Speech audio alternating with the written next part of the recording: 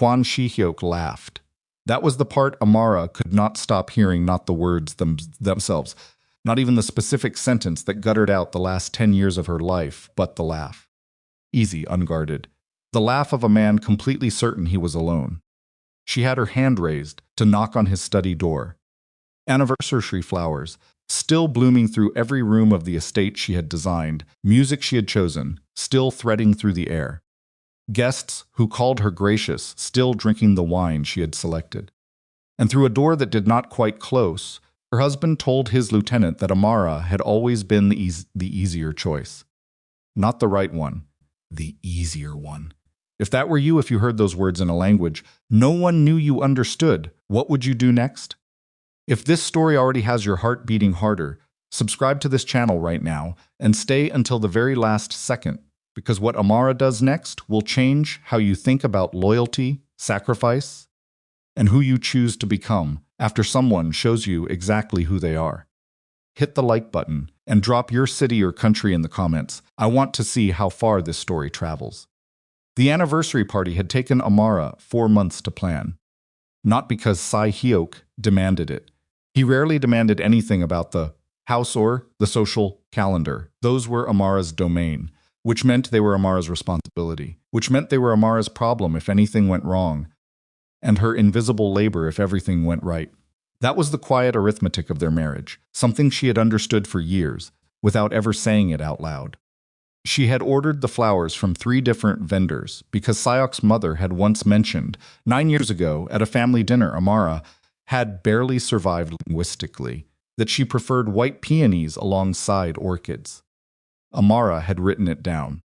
She kept a small leather notebook of precisely those details, preferences belonging to people in Si-hyok's life, things that mattered to the world she had chosen to enter and had spent a decade learning to navigate without a map.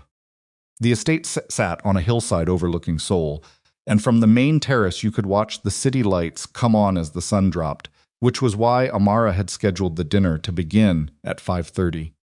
The timing was not accidental. None of it was accidental. That was what nobody in Kwon Si-hyeok's organization fully understood about his American wife. They saw someone who moved quietly and caused no friction, and they interpreted that as simplicity. Amara was not simple. She had just learned to be still. She was 40 years old, and she had not always been this contained. In Boston, the version of herself she sometimes visited in memory was a woman who argued with professors about materials science applications in renewable infrastructure, who laughed too loudly at bars in Cambridge, who had once corrected a visiting lecturer's data calculations in front of an auditorium of graduate students, and felt zero regret about it. That Amara had been sharp in the way that made people uncomfortable. She had liked that about herself. Si-hyeok had found her at an international investment conference where she was working as a junior liaison for a tech policy group. He had walked into a room she was presenting in, and she remembered thinking he looked like someone who had never been told no about anything important. She had thought it critically at first. Then she had found it compelling. Then she had found herself on a phone call with her mother. 3 months later, trying to explain why she was considering moving to Seoul for a man she had known for 1 season. Her mother had been silent for a very long time. "You love him?" her mother had finally asked. "Yes," Amara had said. "Does he see you?" Amara had not understood the question then. She understood it now, 10 years later, standing in a hallway outside her husband's study, one hand raised and frozen mid-air, listening to him laugh on the other side of a door. She had been on her way to find him. The timing of the formal dinner toast was approaching, and she needed him beside her, which was the only reason she had come this way through the private wing of the house, rather than circling back through the garden. She had not been listening for anything. She had not suspected anything. She had simply been a woman walking toward her husband on their 10th anniversary, and the universe had decided that tonight was the night she would stop being unknowing. The conversation inside was in Korean. Baek Do-yun's voice, she recognized immediately that particular low register, always a half-tone too careful, the voice of a man who had spent 20 years saying exactly what his superior wanted to hear without ever technically lying. Si-hyeok had once called Do-yun his most reliable person, which Amara had understood to mean Do-yun would not act independently against Si-hyok's interests. That was how loyalty got defined in this world. Absence of betrayal. Nothing warmer. Do-yun was talking about Yoon Se-ra. Amara knew that name. Se-ra was a Korean heiress who had recently returned to Seoul after years abroad, wealthy in her own right, connected to several of the same financial circles as the Mujin Syndicate, and precisely the kind of woman who attended the same events as Si-hyok and made a habit of touching his arm when she laughed. Amara had noticed. She noticed everything, and she noted it the same way. She noted that her Evelyn the scene ins world, silently, privately, added to the interior ledger she kept, because no one else was going to keep it for her. Do-yun said something that made Si-hyok laugh again. The laugh loosened something in the room. She could feel it even through the door, the way men relax when they believe they are entirely unwatched. Do-yun said Si-hyok should have married Se-ra. He said it the way men say things they have thought for a long time but required the right moment to release.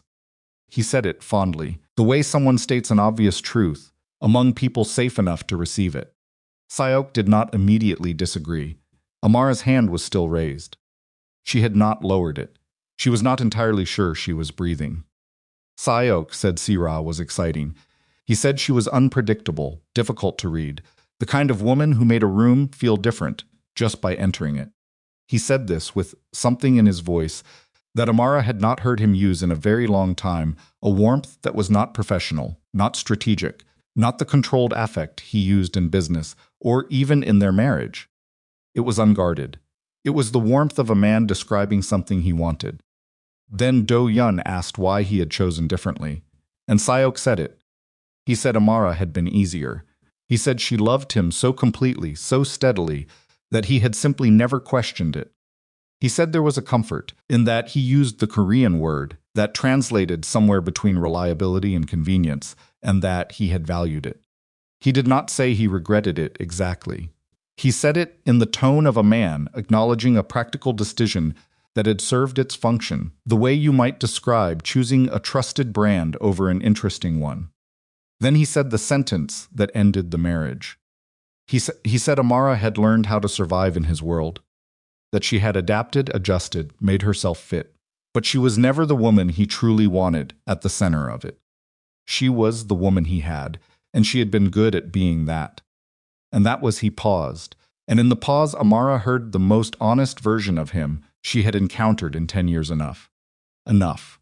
She had been enough, not what he wanted, not the center. Enough. Amara lowered her hand. She did not knock. She turned.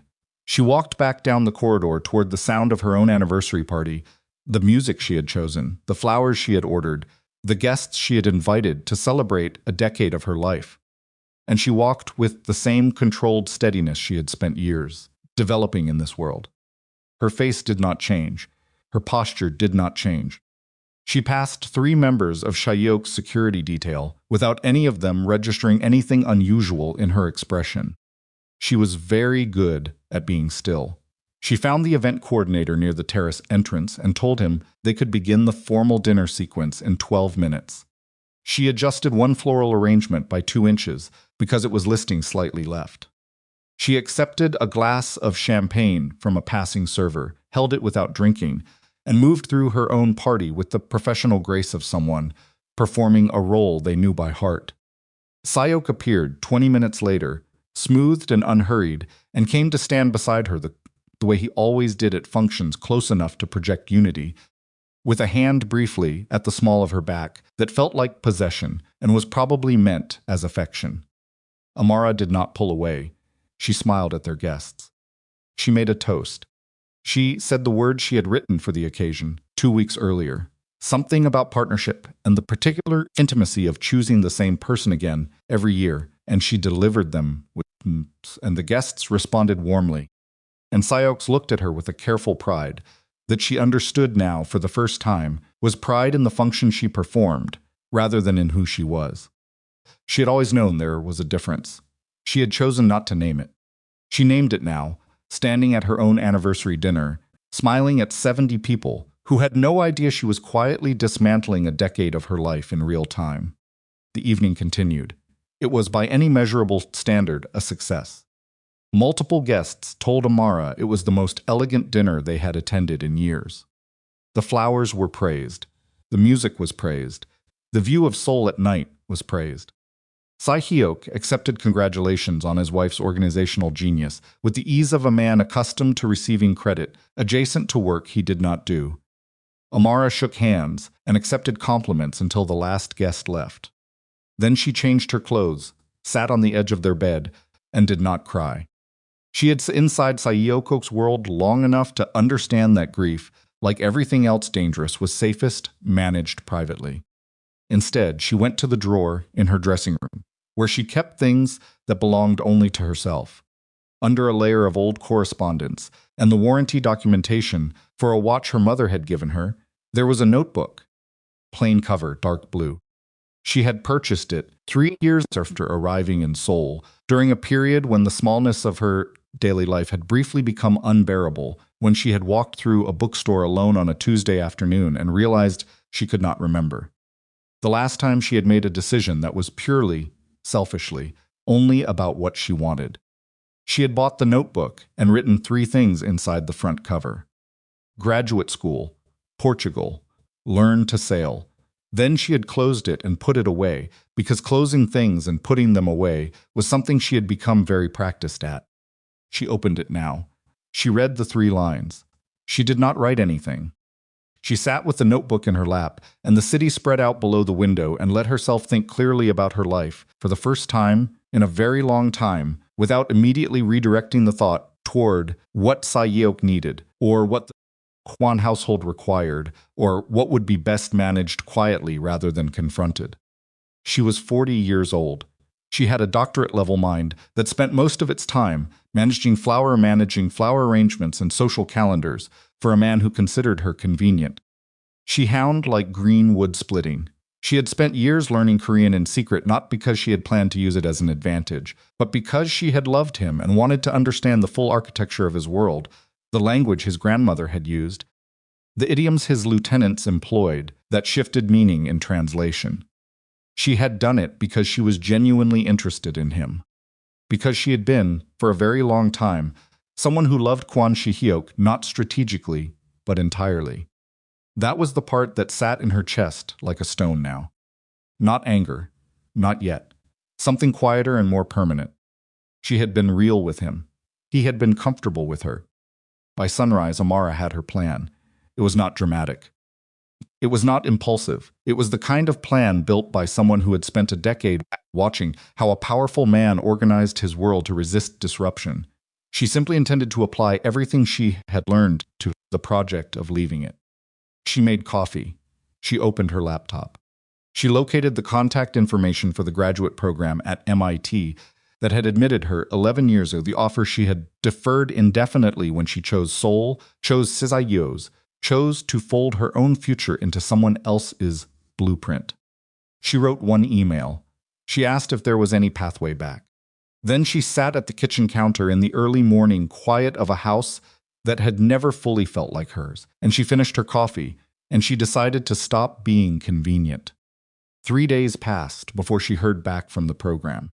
3 days in which she behaved exactly as Si-hyeok expected, attended a business dinner on his behalf, managed a conflict between 2 of the household staff, responded to his questions about an upcoming social obligation with the same composed efficiency she always brought to these things.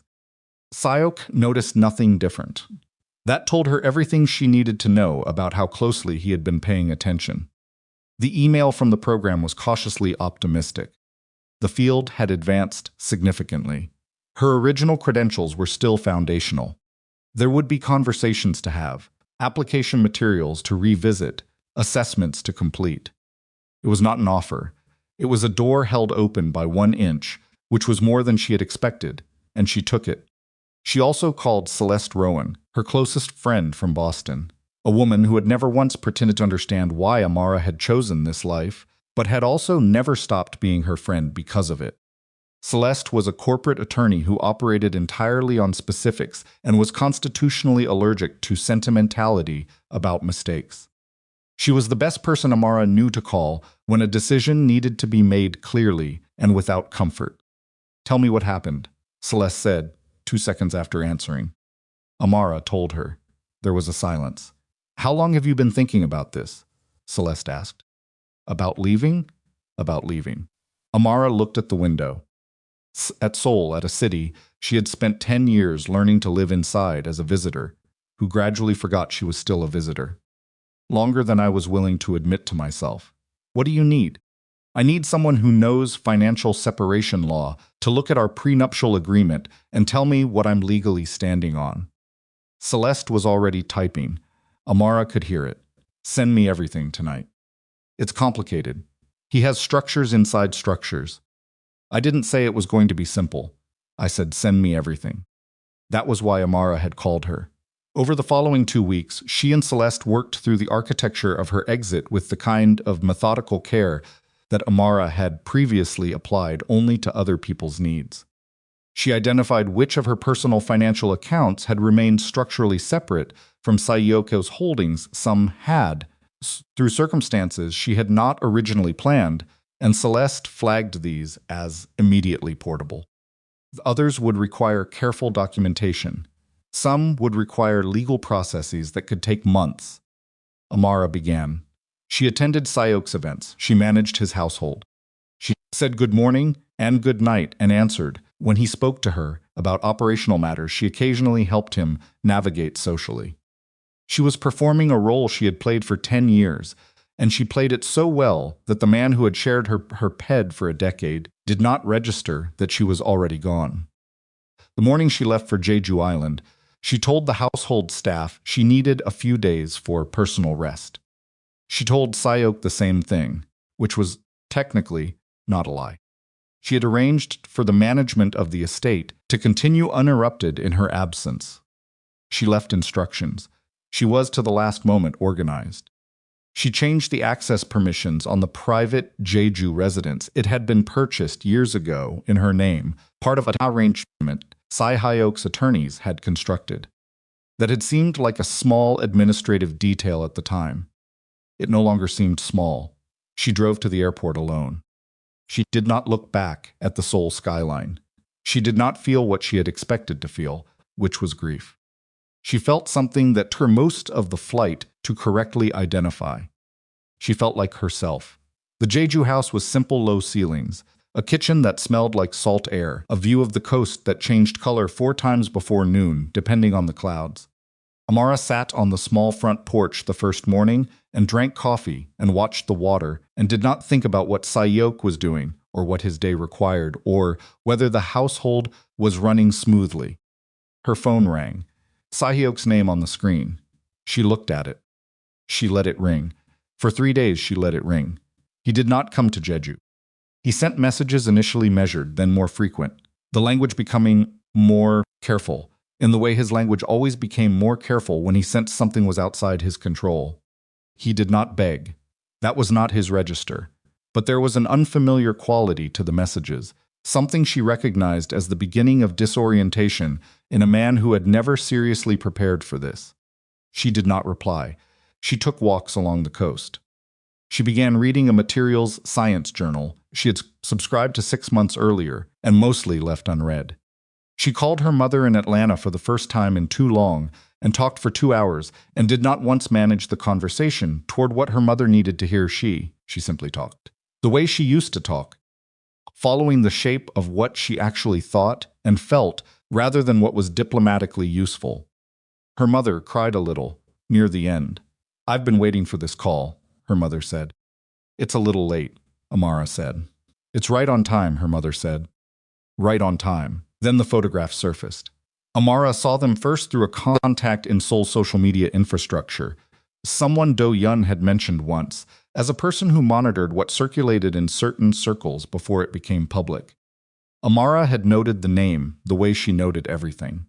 The contact sent her a message with an image attached and a 2-word text, thought you'd want. The photograph showed Si-hyeok and Yoon Se-ra, a private dinner. An exterior moment leaving a restaurant. His hand at her back, the exact same gesture he used with Amara at functions. The possession's affection move and his face tilted toward hers at an angle that removed ambiguity. He was not being careful.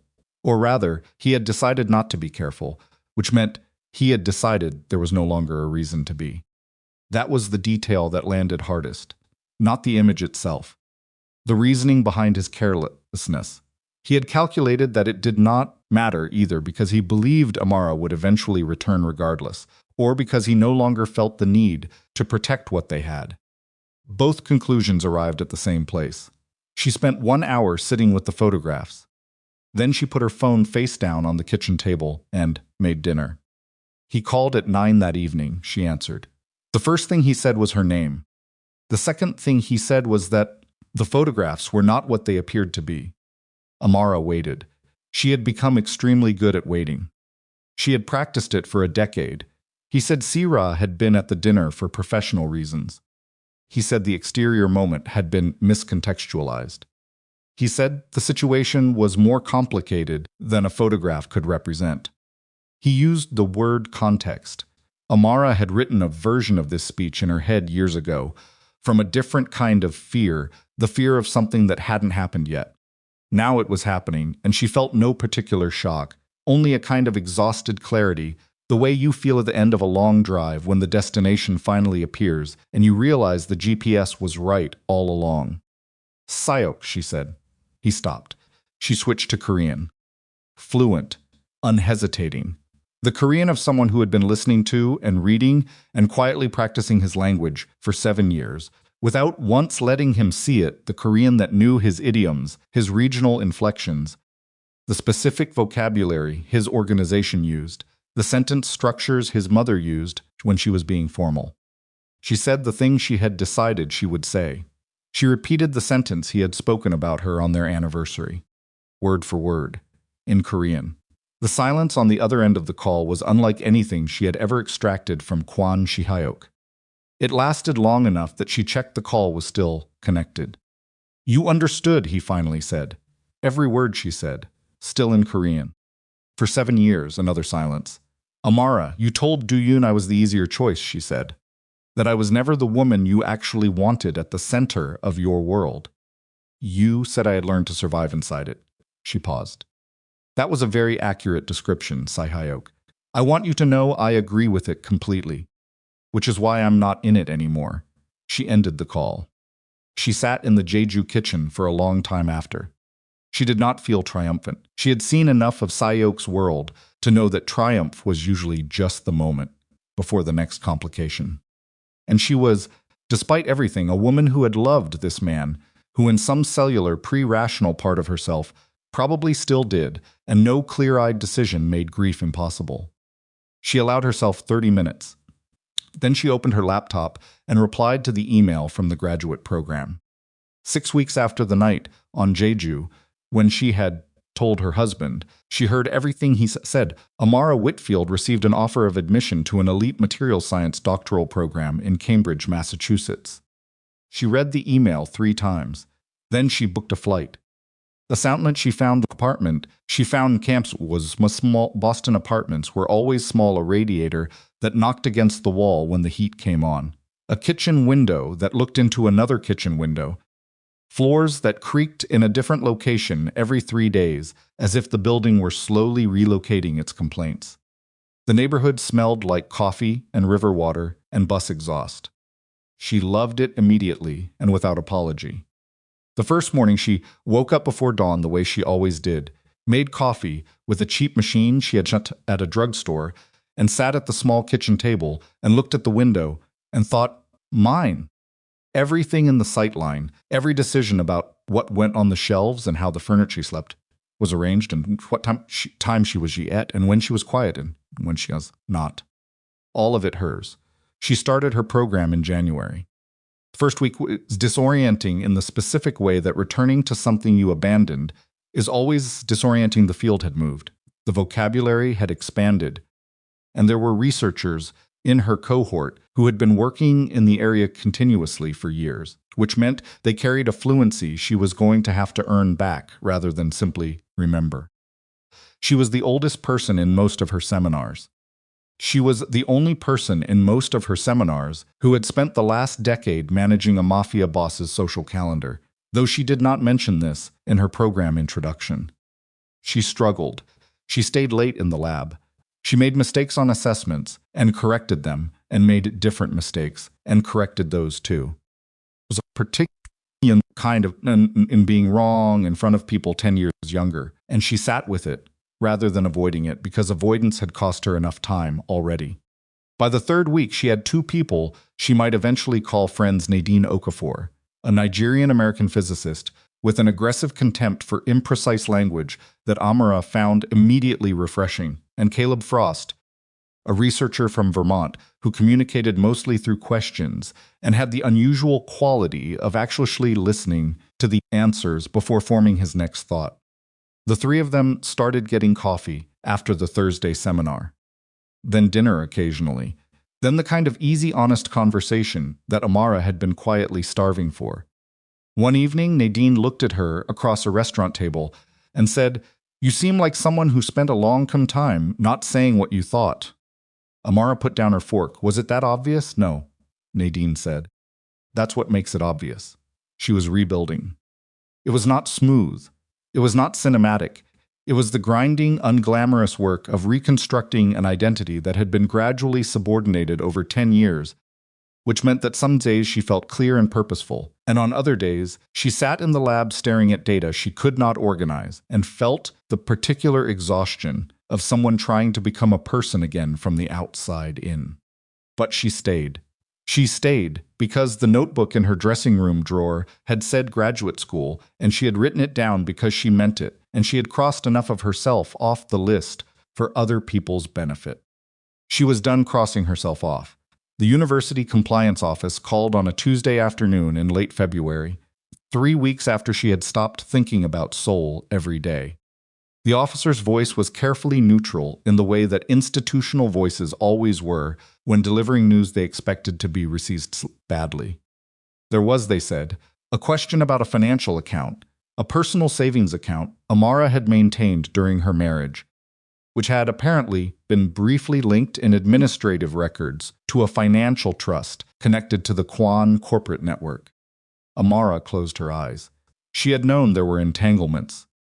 Celeste had flagged several and cleared most of them. Apparently, this one had been missed. Her enrollment, the officer said, could not continue unresolved. There were compliance procedures. There were documentation requirements. Amara would need official certification from the Seoul-side financial entity confirming that the account had no ongoing connection to their holdings. She would need to call Si-hyeok. She sat with that for a moment. Then she called Celeste first, who confirmed within 2 hours that yes, this particular thread had slipped through, and yes, the documentation needed to originate from Seoul, and no, there was no workaround that would survive institutional scrutiny. "I'm sorry," Celeste said. "I should have caught this." "You caught 11 others," Amara said. "Call me after you've slept." Then she called her husband. He answered on the second ring, which told her he had been waiting. She explained the situation. Precisely. Clinically. She told him what she needed, the exact documentation, the specific institutional language required, and the timeline the university had given her. She did not ask how he was. She did not acknowledge anything about their last conversation. She treated it as a transaction, which was the only emotional register that felt survivable. Si-hyeok was silent for a moment. Then he said he would handle it. "Thank you," Amara said. "Amara, the deadline is 10 business days," she said. "I appreciate your help." She ended the call. The documentation arrived in 36 hours. Complete. Accurate. Exactly what the compliance office required. She submitted it. Her enrollment was confirmed. She sat in her apartment that evening with the compliance confirmation email on her screen and thought about the 36 hours of efficiency, the speed of it, the precision, the absence of any attached condition or request. It would have been easier for Si-hyeok to use this as leverage. He had not. She did not know what to do with that. She filed it. She went back to her research. She did not yet know that the financial complication had not been accidental. She did not yet know that the person who had engineered it was already preparing something far worse. She did not know the name Han Gyong-tae or what his representative was going to say to her the following Tuesday on the path outside the science building. She only knew that she had a seminar in the morning and data to review, and a very noisy radiator, and a notebook with 2 dreams still uncrossed. She opened her laptop. She kept working. The Tuesday morning, Han Gyong-tae's representative found her. Amara was carrying 2 coffees and a folder of spectroscopy data she had been meaning to review since Saturday. She was on the narrow path between the materials, science building, and the adjacent engineering annex path. She walked 3 times a week at approximately the same time, which meant someone had been watching her schedule, which she understood only in retrospect. At the moment, she noticed only that the man standing near the iron railing was not a student. He was too still. Students moved with the particular restless energy of people who were perpetually slightly late. This man was waiting with deliberate patience, his hands folded in front of him, wearing a coat that was too expensive for this particular corner of campus. He said her name. She stopped. He said he represented a business associate who had information she would want to hear before making any further decisions about her situation in Cambridge. He said it in the measured tone of someone delivering a script they had practiced, and he held out a plain card with a phone number and the name Han Gyong-tae embossed in clean type. Amara looked at the card. She looked at the man. She set her coffees on the railing, took the card and put it in her coat pocket. "Tell your associate," she said, "that I'll decide whether I want to hear it." Then she picked up her coffees and kept walking. She ran his name the moment she got to the lab. Han Gyong-tae was not difficult to find if you knew where to look, and Amara had spent 10 years learning where people like Han existed in the architecture of the Korean criminal economy adjacent to power, never inside it, old enough to have accumulated relationships that both sides of every conflict found useful. He was 71. He had survived 3 different syndicate reorganizations over 4 decades by being the man nobody wanted to antagonize because his ledger contained everyone's embarrassing secrets. He was not Si-taeyok's enemy exactly. He was the kind of rival that powerful men tolerated the way you tolerate a persistent draft in a building you can't renovate present, uncomfortable, impossible to fully eliminate. The fact that he knew she was in Cambridge and knew her walking schedule was its own message. She heard it clearly. She called Celeste. "Han Gyong-tae," she said when Celeste answered. A pause. Typing. "I know the name from the files Si-hyeok's attorneys disclosed during the initial asset review. Peripheral figure. Connected to several of the trust intermediaries. He wants to meet." Another pause. "Longer. Don't." "I mean it, Amara. You are 3 months into being a civilian. You do not have the infrastructure for whatever that conversation is." "I know," Amara said again. "I'm telling you so someone else knows." Not asking permission. Celeste made the sound she made when she was controlling something she wanted to say. "Fine, tell me after." A sound like green wood splitting.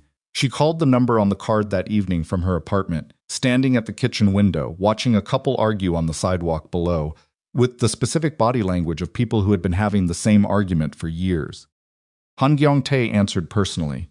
His Korean was formal in the way that belonged to an older generation precise vowels, no dropped syllables, the cadence of someone for whom language was an instrument of status. He greeted her by name. He thanked her for calling. He said she was a woman of considerable intelligence, and that he had been paying attention to her situation with great interest. "I don't need to be flattered," she said in Korean, because she had decided weeks ago that she was done performing linguistic limitation for anyone's comfort. "Say what you have to say."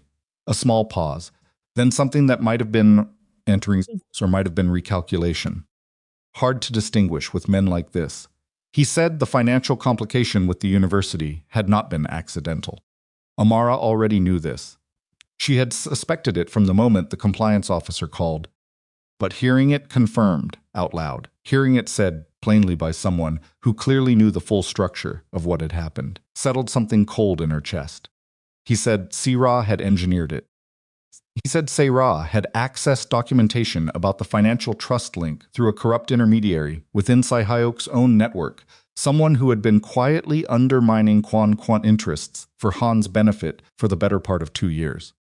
He said Si-ra had used that access not on Han's instruction but on her own initiative, because Si-ra's interest in Si-hyeok was not casual, and Amara's clean departure from Seoul had created a complication Si-ra had not anticipated and did not know how to manage through conventional means.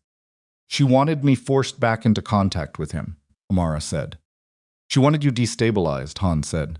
The outcome she preferred was your enrollment suspended, your independence in America threatened, your only avenue of remedy requiring Si-hyeok's intervention. She calculated that crisis creates proximity. She was not wrong about the mechanism. She was wrong about me. Yes, he said, which is why I'm having this conversation rather than observing quietly. Amara was quiet for a moment. Below her window, the arguing couple had stopped. They were standing about 2 feet apart, not touching, both looking at the ground. What do you want? She said.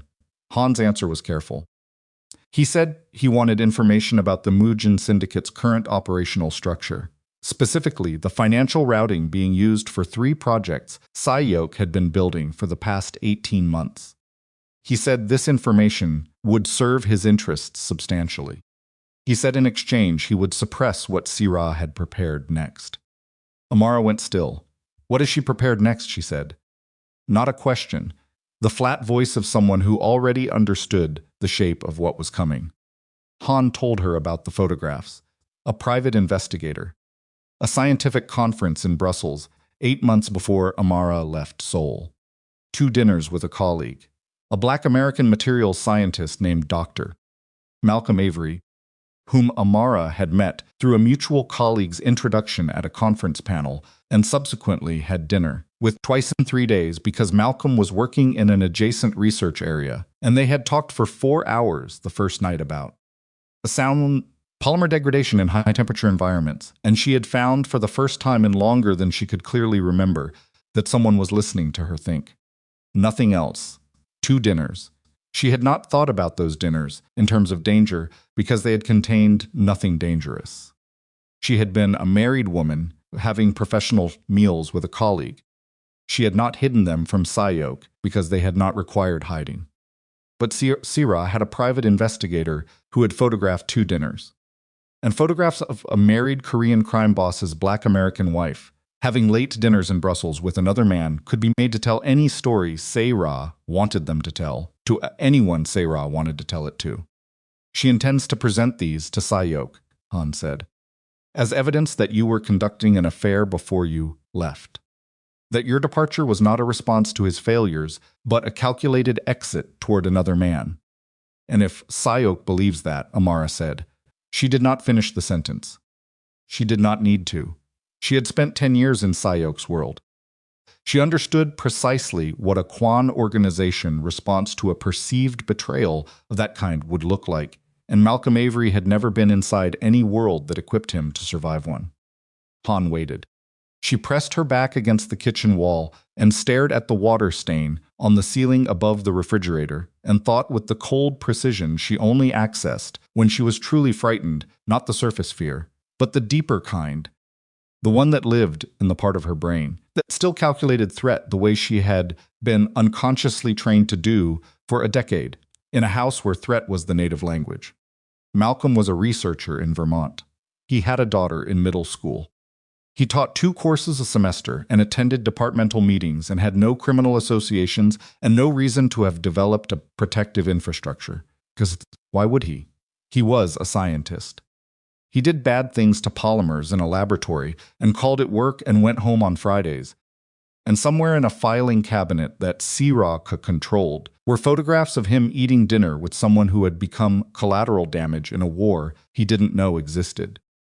I won't give you operational information about the Mujin network, Amara said. I suspected that might be your initial. It's my only position. Not an opening offer. She pushed off the wall, but I'll hear what else you have. The silence stretched. She let it. There are other things of value, Han said finally. Then we'll discuss those, she said. In person. I'll choose the location.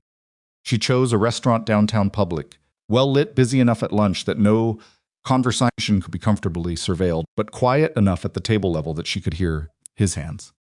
She had learned years ago to listen to what people did with their hands during conversation.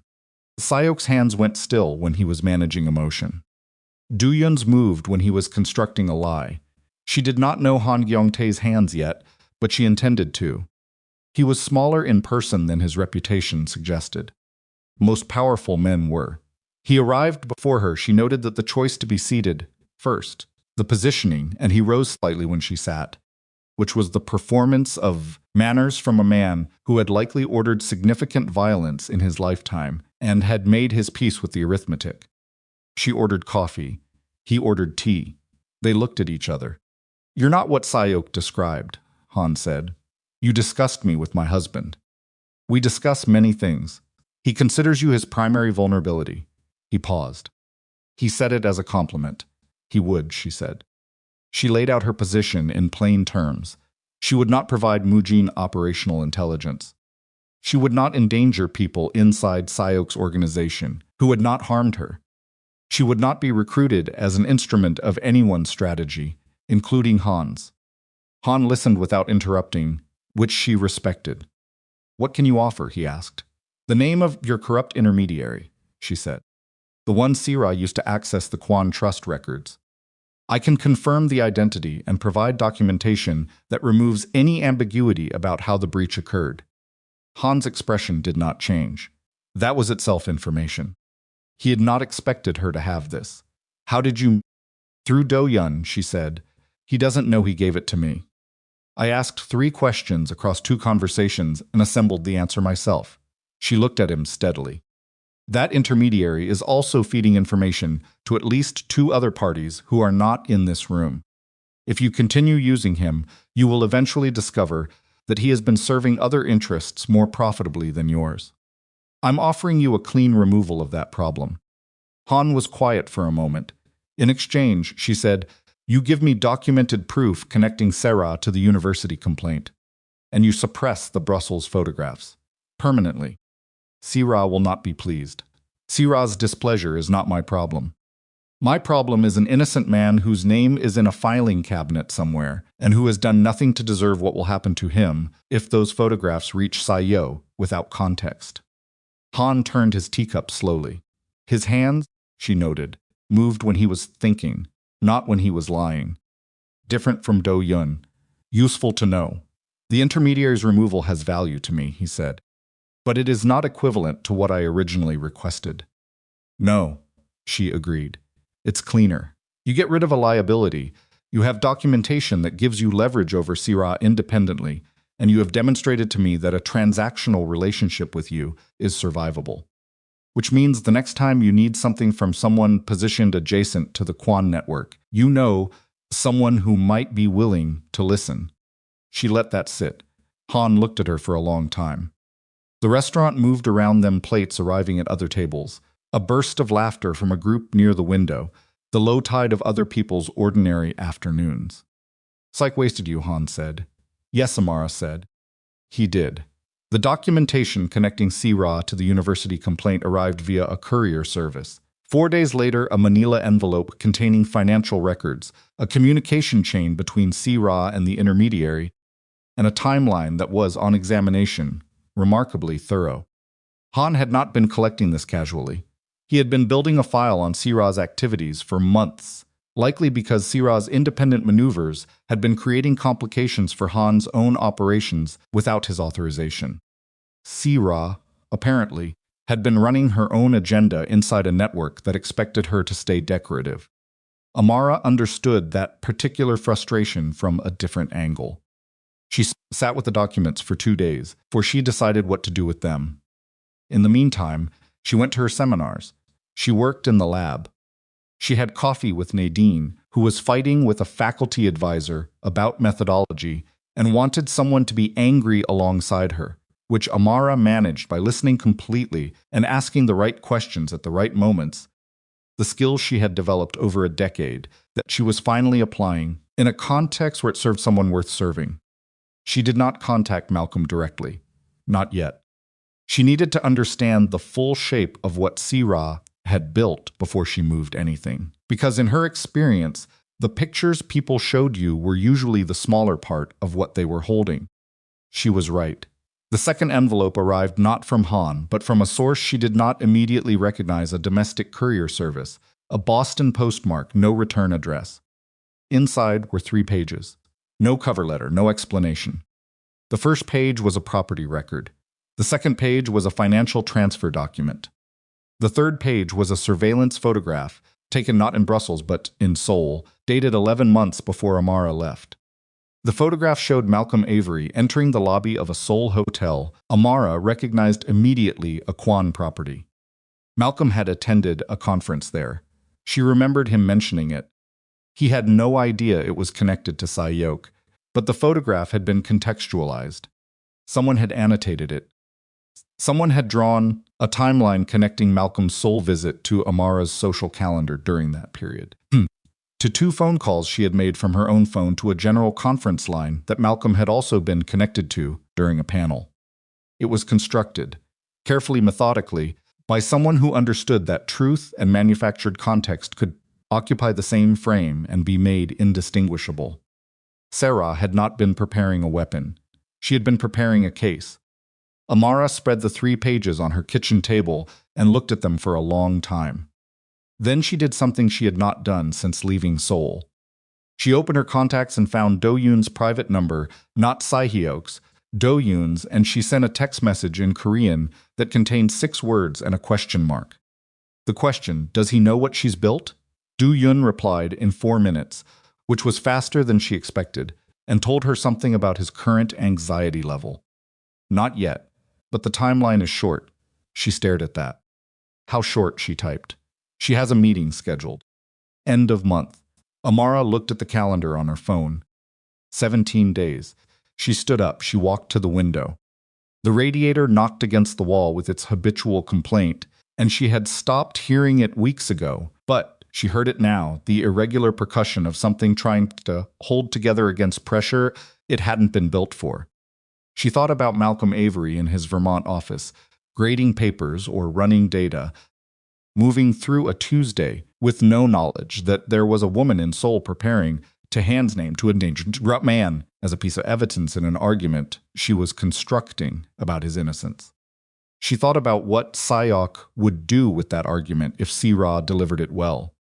She thought about the word enough, how she had spent a decade being enough for Si-hyeok's world, how she had walked away from that, how she had spent 3 months building something that was finally genuinely only hers. She thought about how Si-ra had decided that none of that mattered, that Amara was a piece on a board, that the correct response to Amara's departure was not to exit it, but to reroute it back into Si-hyeok's orbit or into the destruction of the independent life she was building, whichever proved easier. The anger arrived then, not the slow version that had been living in her chest since the anniversary. The other kind, the kind with velocity. She had spent 10 years managing her own anger carefully because she had lived inside a world where unmanaged anger by people without power had consequences. She had developed an exquisite discipline around it, feeling it fully, noting it, using its energy without letting its heat make the decisions. She used it now. She sat down at her kitchen table and opened her laptop and began building a counter-architecture with the same methodical care that Si-ra had brought to constructing the original threat. Except Amara had something Si-ra did not: 10 years of watching Kwon Si-hyeok make problems disappear. 10 years of absorbing how power moved through a network. 10 years of being underestimated by everyone in that world because she was quiet and steady and apparently easier. The intermediary's identity went to Han. She sent it through a secure channel Celeste had helped her establish, with documentation that confirmed the breach chain in 3-step evidentiary logic that would survive scrutiny. Han's acknowledgement came back within 6 hours, 1 sentence in Korean that translated roughly as "this will be handled." The documentation connecting Si-ra to the university complaint she organized into a separate file. She did not send it yet. She held it. She needed Si-ra's weapon neutralized before Si-ra knew the neutralization was coming, which meant she needed to move in the right sequence, which meant she needed one more piece she did not yet possess. Only Si-hyeok could make the Brussels photographs permanently worthless. Not by destroying them. Si-ra likely had copies distributed across multiple locations, enough redundancy that physical elimination was impossible. The only way to neutralize the photographs was to neutralize their effect on their intended audience, to put Si-hyeok in possession of the full truth before Sarah reached him with her version. so that Sira's meeting at the end of the month arrived to a man who was already inoculated against the narrative she was planning to sell him. That required Amara to go back. She sat with that for a full night. Going back to was not returning to Si-hyeok. She was clear about that. She had made her decision. She had signed nothing yet, but the decision was made, and the legal process was moving. The way legal processes moved slowly with paperwork, toward an ending she had chosen and would not unchoose. Going back to Seoul was something else. It was choosing to walk back into the architecture of her former life, with her eyes open and her own agenda rather than his. To use what she knew of that world to protect someone who did not know he needed protection, and then to leave again. The difference mattered. She was not going back because she had no choice.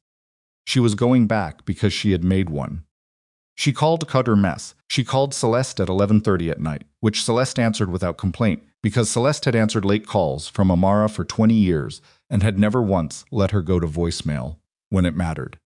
"I'm going to Seoul," Amara said. "A beat. When?" Celeste said. "End of next week. I need 10 days to prepare. What do you need from me?" "I need you to ensure that if anything goes sideways, there is a documented legal record of my travel purpose and the nature of my meeting with Si-hyeok that cannot be redefined later as a reconciliation attempt or a return to the household." Another pause. "Then I can draft a purpose of travel declaration. Witnessed and notarized.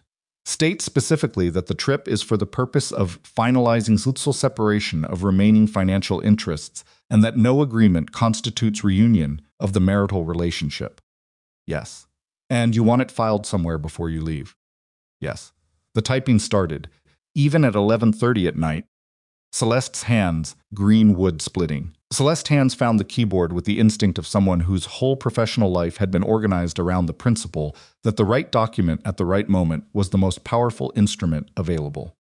"Amara," Celeste said, still typing. "Yeah, you know this might not fix everything." "I know. You know he's going to interpret you coming back as something it's not." "I know that too. And you're going anyway." Amara looked around the apartment. The radiator. The stacked journals on the table. The coffee mug she had bought at a Cambridge gift shop because she liked the color and for no other reason. The window and the other window visible through it, and the ordinary, imperfect, entirely hers shape of the life she was 12 weeks into constructing. "Malcolm didn't do anything wrong," she said. "He had dinner with a colleague. He doesn't know his name is in a file. He doesn't know what these people are capable of." Celeste stopped typing. "I spent 10 years, Amara continued, watching Si-hyeok make decisions that had consequences for people who never consented to be inside his world. I absorbed that. I kept quiet. I managed it. I told myself it wasn't my operation to run." She paused. "Malcolm is inside my world. Whatever thread connects him to this situation runs through me. That makes it mine." The line was quiet. "Okay," Celeste said finally. "Not okay, I agree with this. Okay, I'm with you." The difference between those two things was one Amara had come to understand was the full measure of a true friend. "I'll have the declaration ready by Thursday," Celeste said, and went back to typing. Amara put the phone down and looked at the window and the dark street below and the distant lights of Cambridge distributed across the cold night, and she thought, this is what no return looks like. Not a cliff, not a door slamming. A decision made cleanly at a kitchen table by a woman who knew exactly what she was walking back into and was walking there anyway, for her own reasons, on her own terms. She was not the same woman who had left. That was the only thing she was certain of. She started packing the next morning, and she did not bring anything she was not willing to leave behind. She landed at Incheon on a Thursday afternoon, and Seoul received her the way it always had, indifferently, at scale, with the particular gray efficiency of a city that did not register individual arrivals. She had been gone 5 months. It felt longer. It felt like the kind of time that doesn't measure itself in calendar pages, but in what you become while it passes. And she was aware, moving through the terminal with her single carry-on and the posture she had spent years developing in this city, that she was not the same person who had driven to this airport in the dark before sunrise and not looked back. She had booked a hotel under Celeste's firm's corporate account. Not the Kwon properties, she knew every Kwon property in Seoul, knew their staff rosters, knew which concierge reported to which lieutenant, knew that checking in under her own name at any of those addresses would reach Si-hyeok's desk within 4 hours. She chose a smaller hotel in Mapo, unremarkable, the kind of place that hosted mid-level business travelers and academic conference attendees and people who needed to be in Seoul without being visible about it. She checked in. She put her bag down. She sat on the edge of the bed and looked at the wall. She had 10 days, according to Do-yoon's intelligence. The end-of-month meeting between Si-ra and Si-hyeok was scheduled not a casual encounter, a structured sit-down that Si-ra had arranged through intermediaries over the preceding 3 weeks, ostensibly to discuss a joint investment opportunity. The investment opportunity was a vehicle. The photographs were the real agenda. Amara had 9 days before that meeting occurred. She needed Si-hyeok inoculated before Si-ra arrived. She pulled out her phone and sent Do-yoon a text. 4 words in Korean, "I'm in the city." His response took 11 minutes, which meant he had not been waiting at his phone, which meant he did not yet know she was coming, which was correct. She had told no one in Seoul. 11 minutes for Do-yoon was the time it took him to see the message, understand its implications, and decide how to respond rather than react. Since when, he sent back. 2 hours, she said. I need a meeting with him. Not at the estate. Somewhere neutral. Private. He'll want to know why. Tell him I have information about Si-ra that can't wait. She watched the delivered receipt for 3 minutes before the typing indicator appeared. Tomorrow noon. I'll send the address. She put the phone face down on the nightstand and lay back on the bed without taking off her coat and stared at the ceiling and did what she had learned to do in the months since Cambridge. She let herself feel the full weight of what she was in. The middle of, before she had to start managing it again. She was scared. She was also clear-eyed. Both things could be true simultaneously. In the morning, she walked. Old habit from the first years in Seoul, when the city had been incomprehensible and walking had been the only way to metabolize its scale without feeling overwhelmed by it. She had walked every neighborhood eventually. She knew which street smelled like rain before it arrived. She knew which vendors opened earliest and which pojangmatcha stayed open until 4 in the morning and which corners were owned in the territorial sense by which organizations without a single word ever being posted. She had loved this city once, genuinely and without performance. She had wanted to belong to it and worked to earn that belonging, and eventually, partially imperfectly, she had. That was real. She was not willing to pretend it wasn't, even now.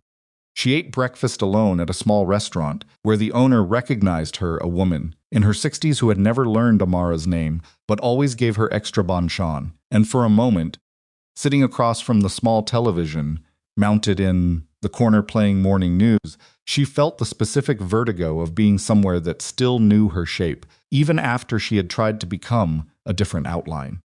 She left a generous tip. She went back to the hotel. Do-yoon sent the address at 11:15. A private dining room at a restaurant in Gangnam, she knew one of 3 the organization used for meetings that needed to appear civilian. She had organized a business dinner there twice, years ago.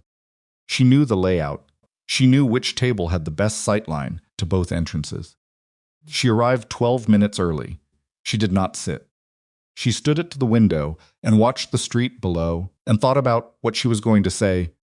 And then she thought about the fact that she had spent a decade in this world, crafting what she was going to say before every significant conversation, and that perhaps, for this one, she should try something different. She heard Si-hyeok's before she saw him. Not his voice, his footsteps in the corridor, a rhythm she had lived alongside for 10 years, a particular weight and cadence she could have identified in a dark building. The door opened, and he came in and they looked at each other across the width of the room. He had not slept well. She could see it. The particular tightness around his jaw that he did not know he had, the way he held himself very upright when he was carrying something he wouldn't name. Was 42 and looked it in a way he hadn't a year ago, which surprised her, and she noted the surprise without examining it further. Amara, he said. Sit down, she said. He sat, which was also a surprise. She had expected him to resist the direction. He pulled out the chair across from her and sat with his hands on the table in front of him and waited. She put the folder on the table, She told him about the Brussels photographs before he could see them, framing them precisely 2 dinners, a colleague, a scientific conference, a man named Malcolm Avery, whose only connection to the Kwon organization was that he had once attended a conference at a Kwon property without knowing its ownership. She told him about the annotation Si-ra had built around the photographs, the timeline, the constructed narrative. She explained it the way she would explain a scientific methodology, causally, sequentially, with the evidence laid out in the order that made its construction most legible. She watched Si-hyok's face while she spoke. She had become expert at reading his face in over a decade, the micro-expressions he was usually too disciplined to allow, but which appeared in the fraction of a second before the discipline caught up. She was looking for the specific expression that would tell her whether he was hearing this as information or as a defense, whether some part of him had already half-believed what Si-ra had not yet told him. She did not see that expression. What she saw was anger. But it was not directed at her. She accessed our financial records, he said, through an intermediary in your network. Someone who has been compromised for approximately 2 years. She had debated whether to give him this. She gave it. Han's operation. The intermediary was serving multiple clients without your knowledge. Si-hyok's jaw tightened. How do you know this? Because I spent 10 years paying attention to how your world works. And because after I left, I had considerably more time to apply that knowledge to my own interests. She held his eyes. I dealt with the intermediary problem. Not for you, because it was the currency I needed to get documentation that protects Malcolm. You dealt with it how? Han now has the identity. The liability has been removed from your network. She paused. You're welcome. Something moved through his expression. Not gratitude. More complicated than that. The photographs, he said. Si-ra has them. Likely distributed across several locations, so physical recovery is impossible. The only way to neutralize them is to ensure the intended audience already has the truth before she delivers her version. I'm the intended audience. You were always the intended audience, Amara said. This was never about me. I was a complication in Si-ra's calculation. She needed me either back inside your orbit or discredited. The photograph served the second purpose. Si-hyok leaned back very slightly. The movement of a man whose mind was moving fast and whose body was trying to keep pace. She had seen it many times. Why are you doing this? He said. The question was quiet. She had not expected quiet. Because Malcolm is innocent, and I put him in proximity to danger by being a person whose life is connected to yours. That's my responsibility. She held the folder between them. And because Si-ra has been running operations inside your network without your knowledge or consent. You deserve to understand the full scope of what she's built. Si-hyok was quiet for a moment. You came back to Seoul for a researcher in Vermont, he said. I came back for someone who doesn't have the tools to protect himself from the consequences of knowing me, she said. Yes. He looked at her for a long time. Then he looked at the folder. He reached out and opened it. Amara watched him read. She watched his expression move through the documentation, the financial trail, the communication chain, the annotated photograph, the timeline Si-ra had constructed with such meticulous care. She watched him reach the page that showed Si-ra's message to the intermediary, the one in which Si-ra had used the phrase "the American wife," the way you describe a piece of furniture you intend to relocate. His hand stopped on that page. She called me, he said. I know, I agreed to meet her. End of month. I know that too. He closed the folder. He set both hands flat on the table. He was controlling something. She could see the effort of it. The discipline applied to whatever was moving underneath. I'll cancel the meeting, he said. You shouldn't cancel it. You should take it. Let her present what she's built and then dismantle it in front of her with what you now know. Amara's voice was level. Canceling tells her something warned you. Taking the meeting and arriving prepared tells her that the architecture she built was never as secure as she believed. He looked at her again. You learned that from watching me, he said.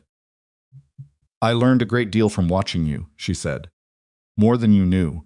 That landed the way she had known it would. She watched it land. I need you to do something specific, she said. Not as my husband, as the person who runs the Mujin Syndicate. I need you to formally and publicly remove Sra's access to your financial network. I need the corrupt intermediary documented and removed through official channels that create a record.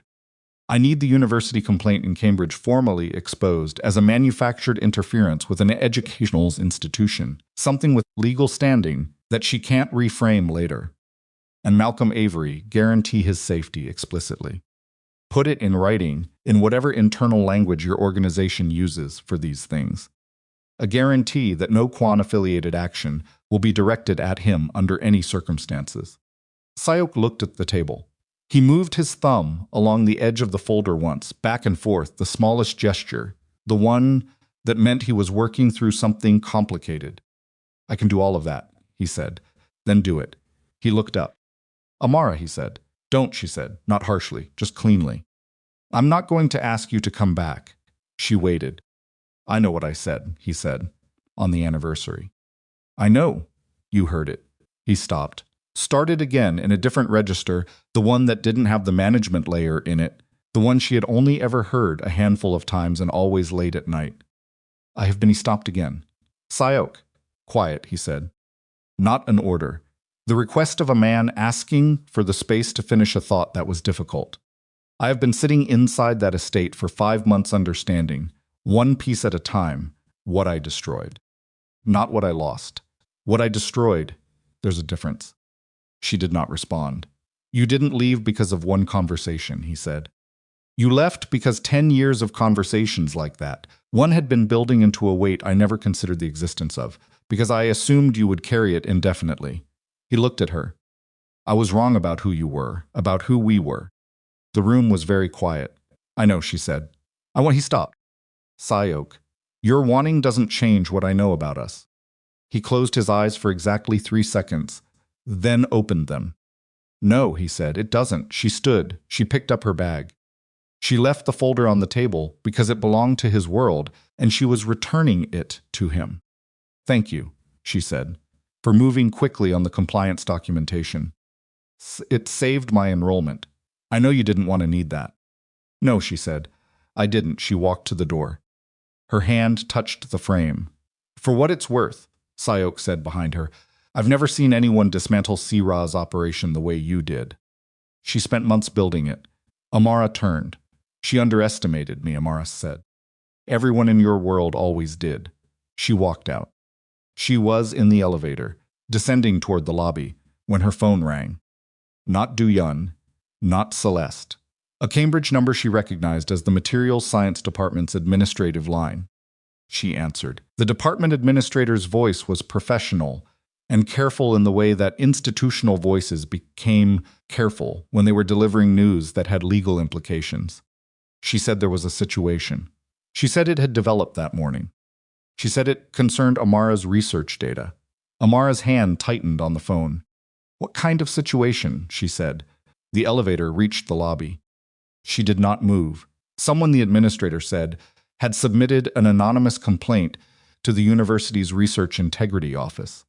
The complaint alleged that Amara's preliminary research data, the data she had generated in the 8 weeks since joining the program, her first substantive laboratory work in over a decade, had been manipulated.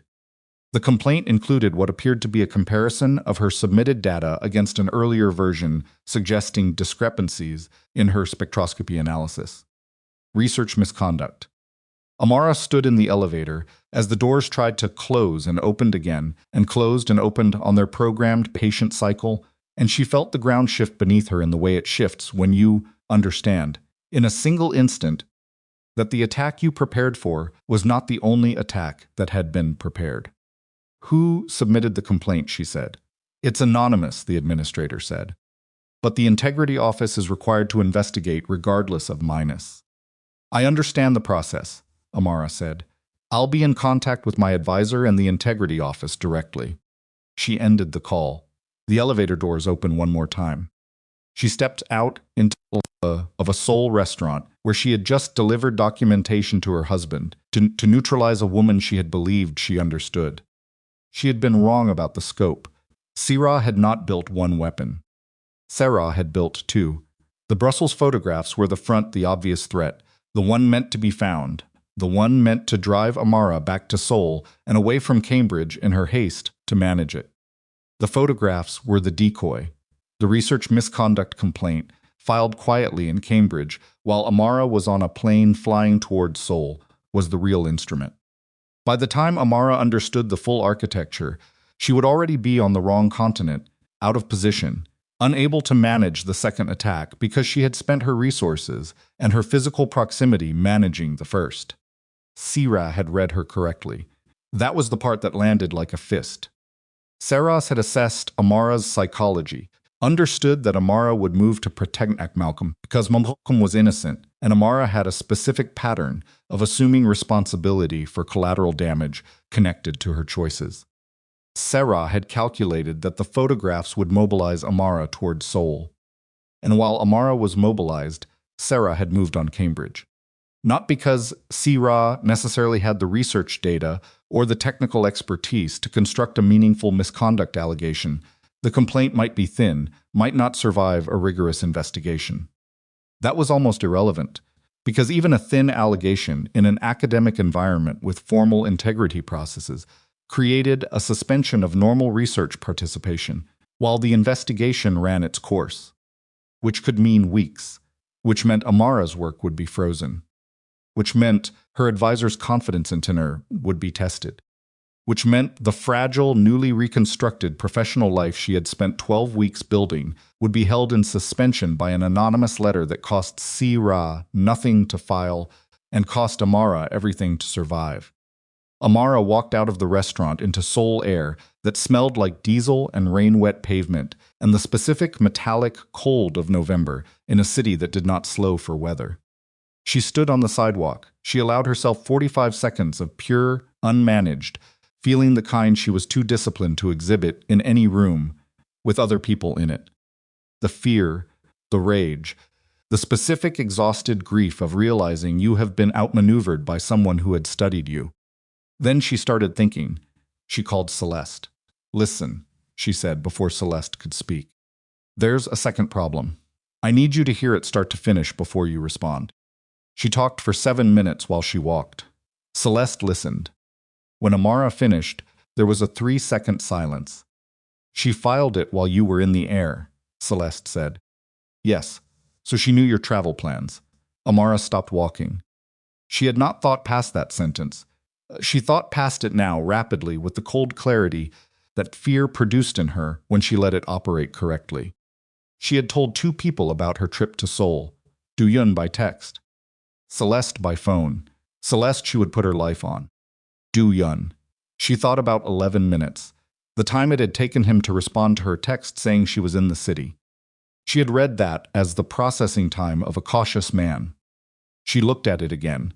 She thought about the 2 conversations from which she had assembled the intermediary's identity. She had been proud of that reconstruction. 3 questions, 2 conversations, 1 conclusion. She had thought she was operating without being perceived.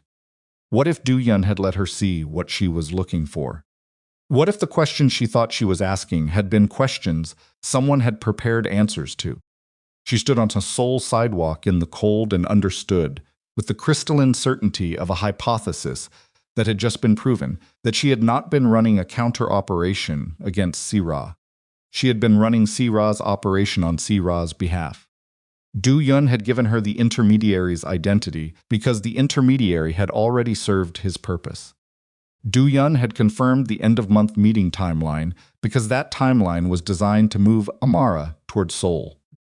Do-yeon had facilitated the meeting with Si-hyeok, arranged it, set its parameters, controlled its logistics. Do-yeon, who had spent 20 years being described as Si-hyeok's most reliable person, had been the compromise the entire time. Not Han's asset, Seiraz. The intermediary had been a layer. Do-yeon was the infrastructure. Sira hadn't needed to deliver the photographs to Si-hyeok directly. She had constructed a situation in which Amara would deliver them, in which Amara would walk into a private room with Si-hyeok, present evidence of Sira's scheme, and in doing so, bring herself physically back into Si-hyeok's presence for the first time in 5 months. The meeting Amara had just had, the conversation she had managed with such care, the documentation she had laid on the table, The moment she had believed was her counter move had been the intended outcome from the beginning. Because Si-ra did not primarily want the photographs to land. Se-ra wanted Amara back in Seoul, back in a room with Si-hyeok, back inside the gravity of that relationship, carrying documents and evidence, and the particular intimacy of a woman who had come a very long way to protect her husband's interests, even after leaving him. Se-ra understood Si-hyeok better than Amara had credited. She understood that the photographs, if Amara delivered them with her own hands, would not push Si-hyeok away from Amara. They would remind him of everything he had lost. They would put Amara in the position of the person who had returned, who had, regardless of her stated reasons, returned, and Si-hyeok would read that in the way powerful men always read the actions of women they could not stop thinking about. Se-ra's goal was not to destroy Amara's marriage. The marriage was already over. Se-ra's goal was to destroy Amara's exit, to make the departure incomplete. To keep Amara permanently adjacent to Seoul present enough, to prevent Si-ra from stepping into the space Amara had vacated, threatened enough in Cambridge to have no stable alternative, tethered to both worlds and sovereign in neither. The research misconduct complaint was not a second attack. It was the trap's other wall. Amara looked at the street, at the cars, at the ordinary afternoon of a city that had once been her world. She had walked into this with both eyes open, and Si-ra had been watching her walk. She thought about Malcolm. She thought about whether the Malcolm threat had ever been real or whether it had been constructed precisely to activate Amara's specific psychology, her pattern of protecting people caught in collateral damage, her sense of responsibility for anyone whose danger connected through her. She did not know. That was the part she could not yet see clearly. She thought about what she had left. The documentation connecting Si-ra to the university complaint she had given the original to Han, but Celeste had copies. The evidence of the intermediary breach filed, documented, recoverable. The meeting with Si-hyeok had happened. Whatever Si-hyeok chose to do with what she had given him was now outside her control. What she had not left was her own integrity. Her research data was real. She knew it was real with the certainty of someone who had generated it in a laboratory, with her own hands over 8 weeks of careful, meticulous, unglamorous work. An investigation would find that. If the complaint was thin, the investigation would expose the thinness. That process would take time. Time she could not stop. A sound splitting. She thought about the 3 things she had written in a notebook graduate school: Portugal, learn to sail, and she thought about the 12 weeks she had spent in Cambridge rebuilding the first one from the foundation up. The early mornings, and the embarrassment of being wrong in front of people younger than her, and the Thursday coffees with Nadine, and the slow, genuine pleasure of thinking hard about things that mattered to her. She thought about what Si-ra was trying to take. Then she thought about what Amara Whitfield had survived to get there. She called Nadine. Nadine answered on the 3rd ring with the particular alert quality she had when she sensed something was wrong before you said anything. What happened? I'm in Seoul, Amara said. There's a complaint filed against my research. I need you to do something for me. Tell me. Go to the lab. Tonight. Pull every data file from my current project and create a complete time-stamped backup on an independent drive, not the university server, an independent drive. I'll walk you through the specific files remotely. I need documentation of the complete chain of data generation before anyone from the Integrity Office can request access to the original files. A beat. You're saying someone filed a fraudulent complaint. I'm saying I want my data protected before an investigation process creates conditions under which it could be tampered with. That's the same thing, Nadine. I'm already in my coat, Nadine said. Amara closed her eyes for 1 second, then opened them. Thank you, she said. Don't thank me. Tell me everything when you're back. She hung up and stood on the sidewalk in Seoul and understood that she was now fighting a 2-front war, one in a city she had left, one in a city she was trying to reach, and the distance between them was the weapon being used against her. She had 9 days before Si-ra's meeting with Si-hyeok. She had no idea how long before the Integrity Office began its formal process. She had one ally in Cambridge who was currently driving to a laboratory at night on her behalf. She had Celeste. She had possibly Si-hyeok, if what she had delivered in that meeting room was enough to move him, and if he moved in the right direction, and if Do-yun's involvement did not corrupt whatever Si-hyeok chose to do next. She looked at her phone. She composed a text to Do-yun in Korean. "I know," she wrote. Nothing else. She sent it. She watched the delivered receipt. She watched it for 2 full minutes. No typing indicator appeared. The silence of his non-response was the last confirmation she needed. She put the phone in her pocket. She needed to reconstruct her entire strategy from the point of compromise forward, identify what information Do-yun had passed and what operational damage that created, and determine whether the Si-hyeok meeting, which she now understood had been engineered by the person she believed was her source, had produced any genuine advantage, or whether it had simply been the mechanism by which Si-ra had gotten Amara into position. She needed to think in a way she could not do while standing on a street. She walked back toward the hotel in the cold, and she thought about the word that had defined her in Si-hyeok's world, reliable, and how reliability had been misread as a fixed orbit, something that would always return to the same point. She had left that orbit. Si-ra's entire architecture assumed she could be pulled back into it, because everyone in Si-hyeok's world had spent 10 years watching Amara adjust, accommodate, and endure. They had not been watching the right thing. They had watched her bend. They had not understood that a woman who has spent a decade learning to bend under pressure is not the same as a woman who will break. She reached the hotel. She went upstairs. She sat at the small desk and opened her laptop and began, for the second time in 5 months, building something from the inside out, not a plan, not yet, but the structure underneath a plan, the honest inventory of what she had lost, what could still be salvaged, and what needed to be completely rebuilt from the point of compromise forward. She started with Do-yun. She worked through the night. She did not sleep. By 3 a.m, she had filled 11 pages of the hotel notepad with a reconstruction of every interaction she had managed through Do-yun since leaving Seoul, every text, every question, every piece of information she had extracted through those 2 conversations she had believed were her own careful intelligence work. She wrote it chronologically and then reordered it causally, tracing what Do-yun had known, what he had allowed her to find, what he had withheld, and what he had passed to Si-ra. The shape of it was precise and ugly. Do-yun had known she was coming to Seoul before she arrived. That meant Si-ra had known. The hotel choice, her careful, anonymous hotel in Mapo, had been irrelevant. She had been trackable from the moment she texted Do-yun from Cambridge, and every move she had made since landing had been made inside a perimeter that Si-ra had already drawn. The meeting with Si-hyeok, the documentation she had laid on the table, the things she had said, all of it had been witnessed, in effect, by Si-ra. She put the pen down at 3:40 and looked at the ceiling and thought about what Si-hyeok had said. "I've never seen anyone dismantle Si-ra's operation the way you did," and she heard it differently now. Not as admiration, as something he had believed in the moment, genuinely, because he had not yet understood that the operation he was watching get dismantled was the visible layer of a structure designed to have visible layers. Si-ra had wanted Si-hyeok to see Amara dismantle the surface attack.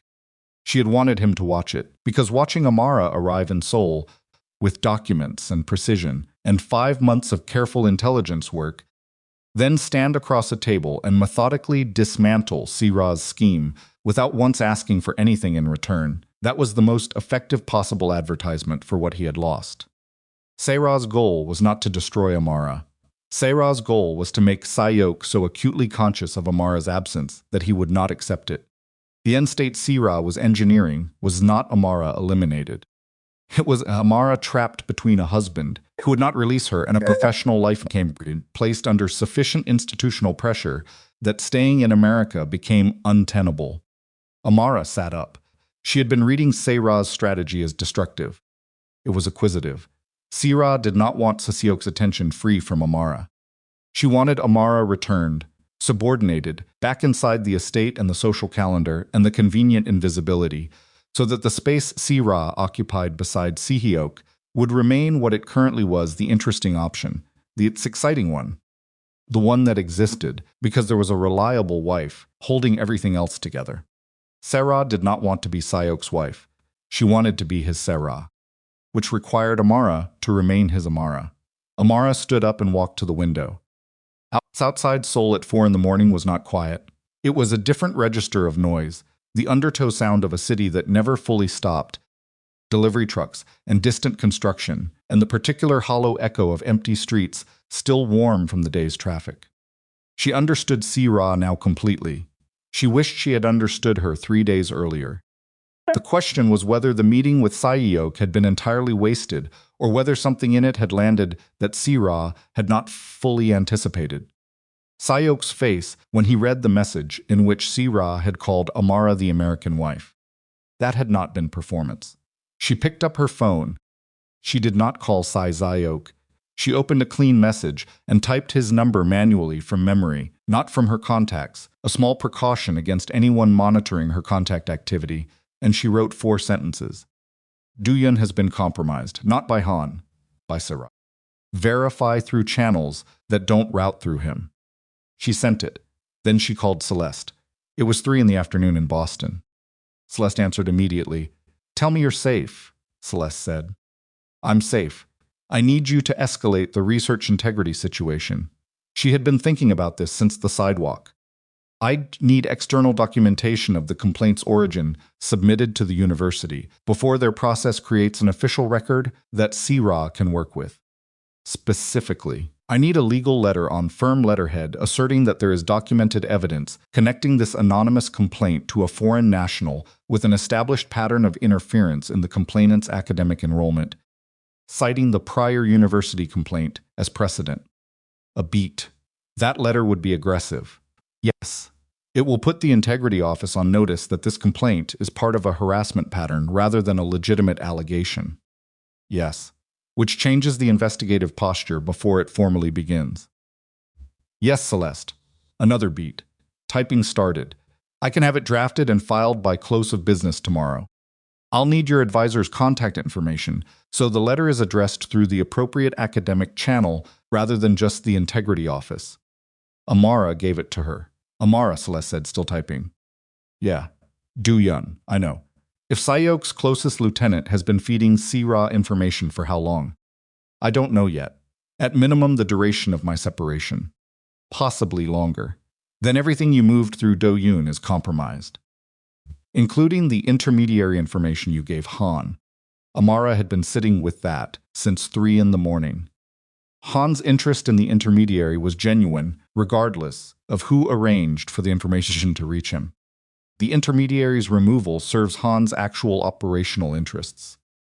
You're saying Han isn't contaminated. I'm saying Han is self-interested, which makes him more predictable than someone motivated by loyalty to another person. She pressed her fingers against her temple. Han got what he needed. He'll honor the documentation he gave me, connecting Si-ra to the university complaint. That part holds. Assuming Si-ra doesn't reach Han before you can. Si-ra and Han have the relationship of 2 people who have each used the other and are both waiting for the moment that stops being mutually beneficial. Si-ra gave Han's intermediary access to Kwon financial records without Han's authorization. Han knows that. Their relationship is already damaged. Celeste stopped typing. You worked all of this out tonight. I had nothing else to do. 11 pages, Celeste said. You can't see my notepad. I can hear 11 pages, Celeste said. Draft letter filed by tomorrow afternoon. I'll text you when it's sent. Amara put the phone down. She needed Si-hyok to move on Do-yeon before Do-yeon understood that Amara knew. The moment Do-yeon received her 2-word text, I know, a clock had started. She had sent it on instinct, which she was now reassessing. The instinct had been to destabilize him, to introduce uncertainty into whatever reporting chain he was running to Si-ra. But it had also warned him. She did not know yet whether that was a mistake. Her phone lit up, not a text. A call, she answered. When did you know about Do-yeon, he said. No greeting. The voice of a man who had read her text at 4 in the morning and had been sitting with it in whatever room he was currently occupying. I confirmed it tonight, she said. I suspected it on the sidewalk outside the restaurant. How? He knew my travel plans. The only way Si-ra knew I was coming to Seoul was if someone I told reported it. I told 2 people. One of them is my attorney in Boston. She paused. The other one arranged your security detail for 36 hours of my last week in Seoul. A long silence. Do-yeon has been with me for 22 years, Si-hyeok said. I know. He was at my father's funeral. I know that, too. The silence stretched.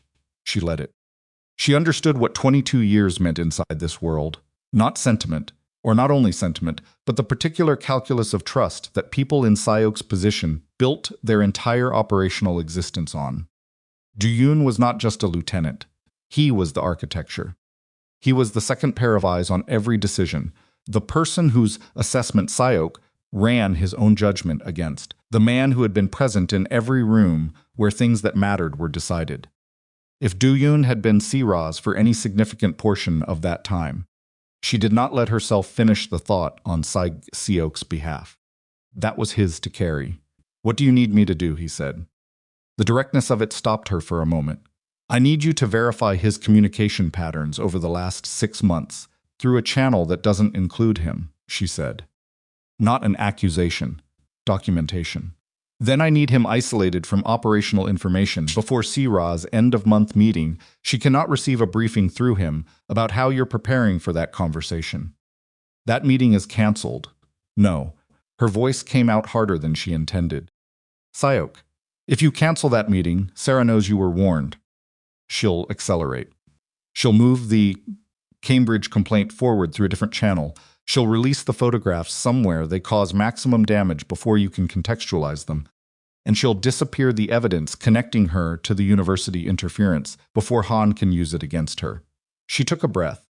Let the meeting happen. Prepare for it. Walk in knowing everything and let her show you what she built. Then take it apart. Another silence. You're telling me how to run a meeting inside my own organization, he said. I'm telling you how to run a meeting against a woman who has been studying your psychology for 2 years and believes she understands your patterns. She kept her voice level. She doesn't know you've been warned. That is the only advantage you have. Don't spend it on canceling. She heard him breathe. All right, he said. I need one more thing. The guarantee for Malcolm, I need it formalized before Sarah's meeting, not after. If Do-yeon learns that meeting is still on and understands you're prepared, Si-ra may move the Malcolm threat as a preemptive strike. I need that guarantee in writing before the meeting date. I'll have it by end of day tomorrow. Thank you. Amara. His voice changed again down to the register. She could count the instances of on one hand. I don't know how long Do-yeon has been. He stopped. Don't try to calculate it tonight, she said. It won't help you think clearly. Is that what you do? Stop calculating? I calculate it once, she said. Write it down. Then I stop until I need the information. A very long pause. When are you going back to Cambridge, he said. Tomorrow night. There's a situation I need to be present for. The research complaint. She was quiet. Do-yeon would have reported your phone call with your attorney, he said. Yes. So Sarah knows you know about the complaint. She knew when she filed it. She expected me to know. That's part of the architecture. Amara sat on the edge of the bed. The room was gray with pre-dawn light now, the city outside beginning its increment back toward morning. She built this to be known. The complaint isn't designed to survive investigation. It's designed to survive long enough to destabilize my program, standing while the investigation runs. How do you stop it? My attorney is filing a legal intervention that reframes the complaint as harassment before the process formally begins. My colleague is protecting my research data. My advisor is. She stopped. She had not actually contacted her advisor yet. That conversation had to happen before she boarded her flight. My advisor will be contacted today. What do you need from me on the Cambridge side? She had not expected that question. Nothing, she said. Amara Si-hyeok. If you intervene in Cambridge, you make the situation worse. The last thing I need is Kwon organization involvement in an American university's research integrity process. That is precisely the kind of association Si-ra wants documented. It would redefine my entire presence in that program. A pause. You're right, he said. I know. The briefest thing almost not there moved through the line between them. Not warmth exactly. The compressed, complicated recognition of two people who had known each other for a very long time in conditions that had not been kind to either of them. Get some sleep, she said. I won't, he said. No, she agreed. Neither will I. She ended the call. She sat in the gray light and thought about what she was flying back to, an investigation that was already moving, a program in which her standing was under question, colleagues who would notice, an advisor who had taken a chance on a 40-year-old returnee who was now the subject of a misconduct complaint 8 weeks into her first semester. She thought about Nadine driving to the lab at night. She opened her phone and sent a text.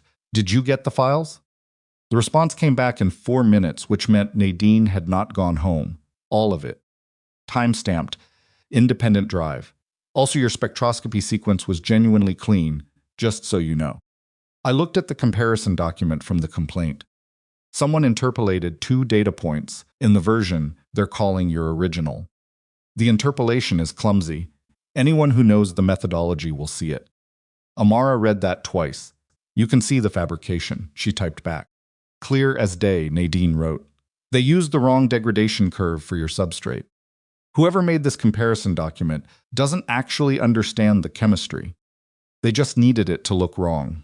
CIRA had hired someone to fabricate research data. Someone who was competent enough to produce a document that resembled scientific analysis and incompetent enough to get the substrate chemistry wrong. That was the mistake. Amara almost not quite, but almost felt something adjacent to relief. She texted Celeste, include in the letter that we have expert analysis, documenting that the comparison data was fabricated. The methodology error is specific and identifiable. Request that the Integrity Office engage an external reviewer with materials science expertise before proceeding. Celeste's response was immediate. That changes the filing significantly.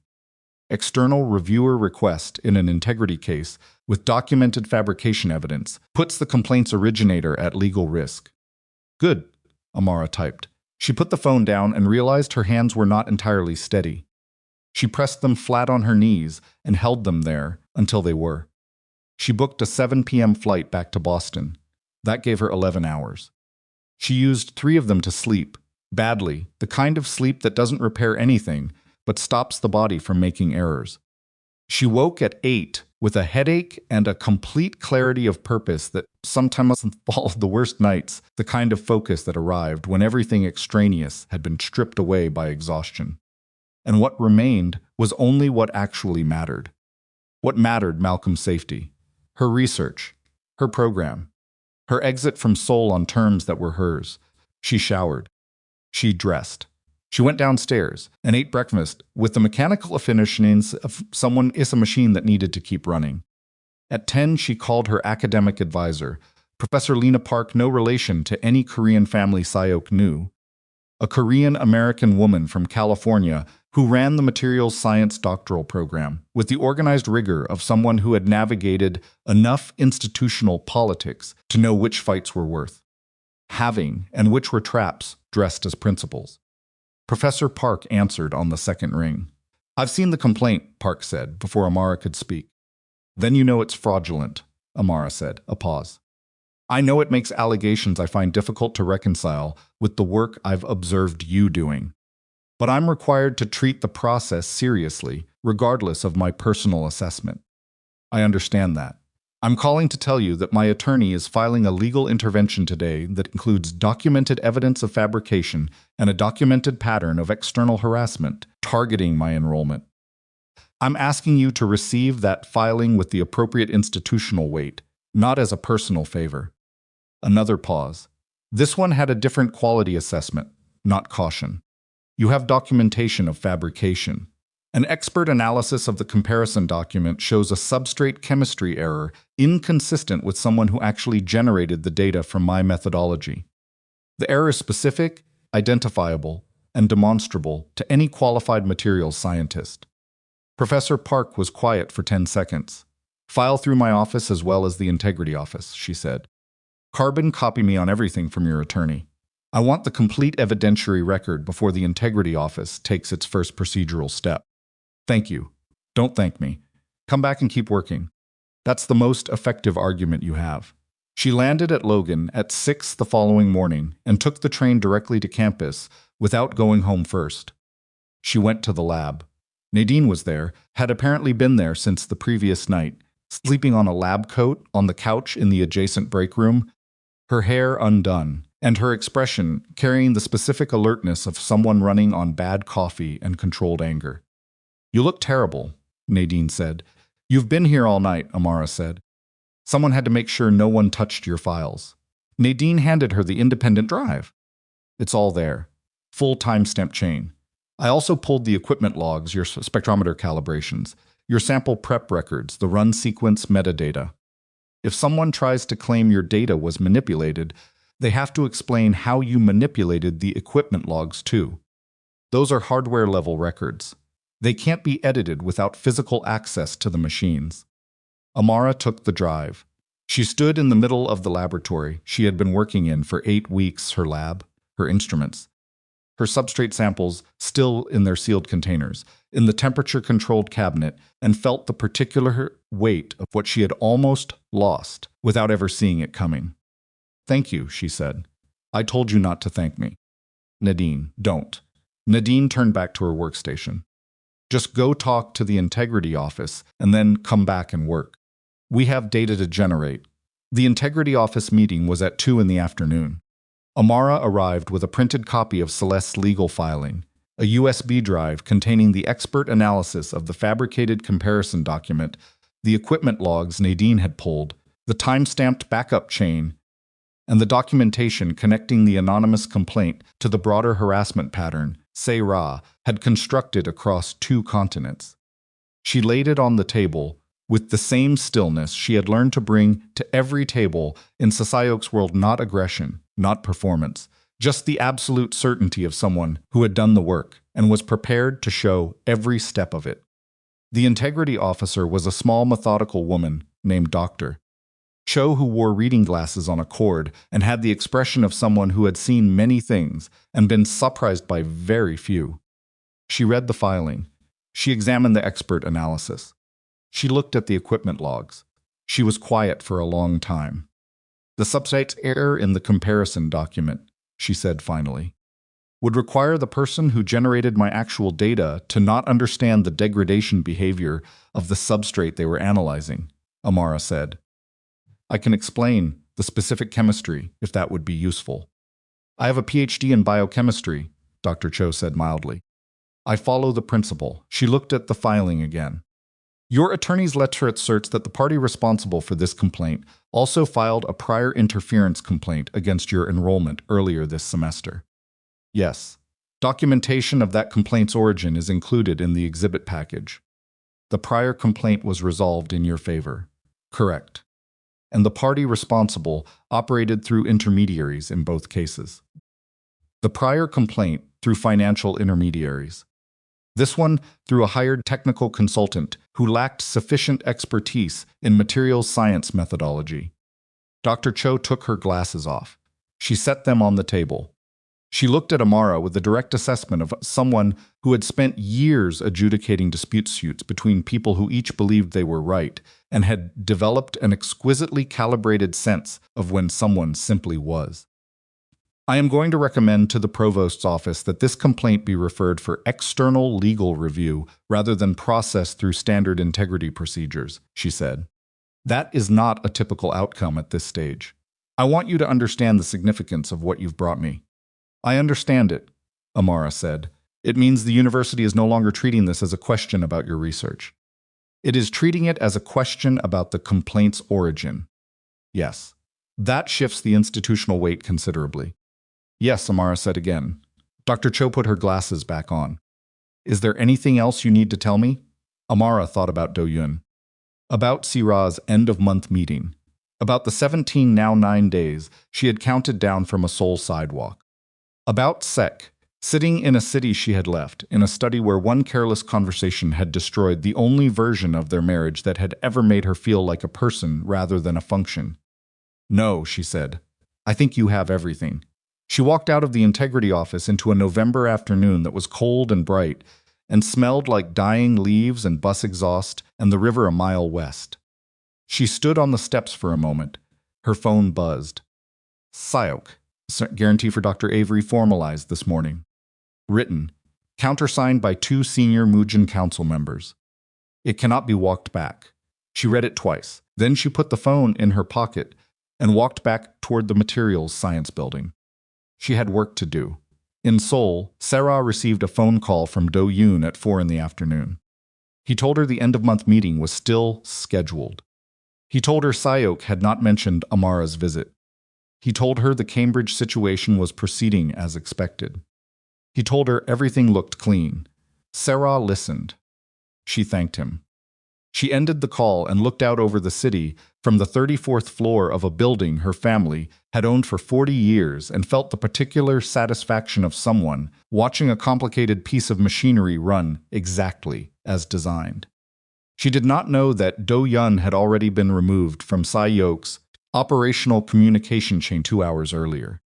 She did not know that the conversation she had just had was the last piece of intelligence she would ever receive from inside the Kwon organization. She did not know that Si-hyeok was, at that exact moment, sitting in a room with 2 council members and his chief legal officer and the full documented record of everything Do-yeon had passed to her, building a case with the cold, systematic thoroughness that had kept him at the head of one of Korea's most powerful criminal organizations for 15 years. She did not know that Amara was in a Cambridge laboratory, standing over a spectrometer, running the next phase of her substrate analysis with the focused precision of a woman who had flown across the Pacific and back in 72 hours and was still standing. Sarah looked at Seoul. She thought about the meeting. Sounds. She thought about what she would say and how she would say it, and what Si-hyeok's face would do when she showed him the photographs, the particular devastation she had been anticipating, the moment when the careful structure she had built over 2 years finally delivered its intended weight. She had 5 days. She had no idea what was waiting for her. In Cambridge, Amara's spectrometer completed its run sequence at 7:40 in the evening. The data output appeared on her screen, clean, coherent, entirely consistent with the 8 weeks of results preceding it. She looked at it for a long time. Then she saved it in 3 locations simultaneously, updated the timestamp log, and sent a copy to Nadine with a single line, "Still clean." Nadine's response took 40 seconds, obviously. Amara turned off the monitor. She put on her coat. She picked up her bag. She turned off the laboratory lights. She walked out into the Cambridge night and stood on the path between the buildings, the same path where Han's representative had found her, what felt like a different era entirely. And she breathed the cold air and thought about 5 days, and a meeting in Seoul, and a woman who had spent 2 years studying the wrong version of Amara Whitfield. The version that stayed, the version that managed, the version that absorbed and adjusted and smiled at anniversary parties while her marriage ended quietly behind her eyes. Sarah had built her entire strategy around a woman who no longer existed. And in 5 days, Si-hyeok was going to walk into that meeting and show her exactly what she had miscalculated, and he was going to do it with the documentation Amara had delivered across a table in Gangnam, and the evidence Celeste had filed in Cambridge, and the intelligence gathered through 10 years of quiet, invisible, underestimated attention to a world that had never considered what it would mean if Amara Whitfield ever decided to use what she knew. Amara started walking. The cold pressed against her face. She walked toward the river, which was dark and moving, and entirely indifferent to the particular human drama that had spent the last week redistributing itself across 2 continents, and she thought, 5 days. Then it was over. Then she was free. She walked faster. 5 days compressed into the particular density of time that only arrives when you are waiting for something you cannot control. Amara worked. That was the only thing she knew how to do. With the hours between now and Si-hyeok's meet at Sira, she returned to the laboratory each morning. Before most of the building was unlocked, she ran her substrate sequences. She wrote her analysis notes, the careful longhand she had developed in graduate school the first time around when her laptop battery kept dying and she had learned to trust paper. She attended her seminars. She sat in the Thursday discussion section and argued about polymer chain behavior with a 26-year-old from Singapore who was brilliant and knew it and needed someone to push back on him. And she pushed back on him with the accumulated patience of a woman who had spent a decade in rooms with men far more dangerous and considerably less interesting. She did not tell anyone what was happening in Seoul. Nadine knew pieces. Celeste knew the architecture. Her mother knew that something difficult was moving toward resolution, which was the version Amara had offered during a Sunday phone call in which her mother had listened to the pauses between sentences the way mothers do and said, near the end, "You sound like yourself, baby." And that had been the moment Amara had come closest to losing her composure in 5 days. Because her mother was right, and the distance between not sounding like yourself and returning to it was longer than anyone warned you it would be. On the 4th day, Celeste called at noon. The university provost's office has formally referred the complaint for external legal review, she said. The integrity office suspended its standard processing pending that review. Your research access is fully restored. Amara was standing in the corridor outside the seminar room.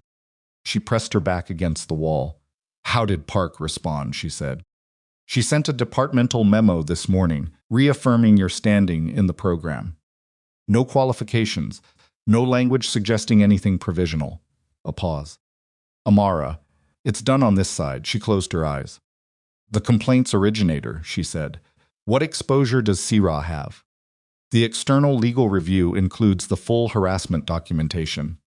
The fabrication of research data for the purpose of interfering with an enrolled student's academic standing is not a civil matter. In Massachusetts, it has criminal implications. Sarah filed through intermediaries, and the technical consultant she hired is already cooperating with the review in exchange for limited liability. Celeste paused. She has significant exposure in American jurisdiction, which she cannot entirely insulate herself from given that the conduct targeted an American institution. Amara opened her eyes. Okay, she said. Is that all you have to say? I have a lot more to say, Amara said. But the seminar starts in 4 minutes. She went to her seminar. She sat in her usual seat, 3rd row, left side, and she listened to the visiting researcher present findings on high-temperature ceramic composites, and she took notes. And she asked one question, near the end, that made the presenter pause and recalibrate his answer because she had identified assumption in his methodology that he had treated as settled. The presenter acknowledged it. He said it was a good catch.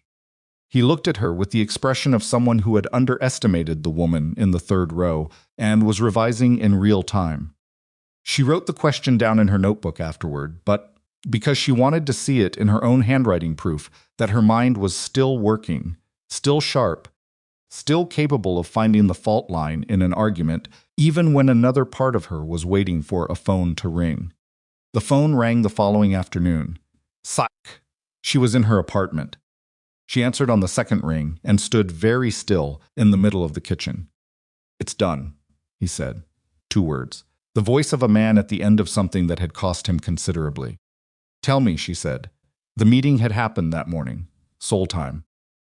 Sarah had arrived, the photographs and the annotated timeline and the constructed narrative about Malcolm, the architecture she had spent 2 years building, and she had presented it with the confidence of someone who had rehearsed the sequence of its delivery and believed she understood exactly what she was walking into. She had not known about Do-Yun. She had not known that the intelligence channel she had been using to monitor Si-hyeok's awareness of her plans had been identified, isolated, and replaced with carefully managed misinformation for the last 10 days. She had walked into a room believing she was arriving with a surprise, and Si-hyeok had been waiting for her since before she left her building. He had let her present everything. He had not interrupted. He had not shown the photographs to his legal team as she expected him to. He had set them on the table and looked at them and looked at her and said quietly that he had already seen them. That was when Sira understood. She asked who told me. Si-hyeok said. What did you say?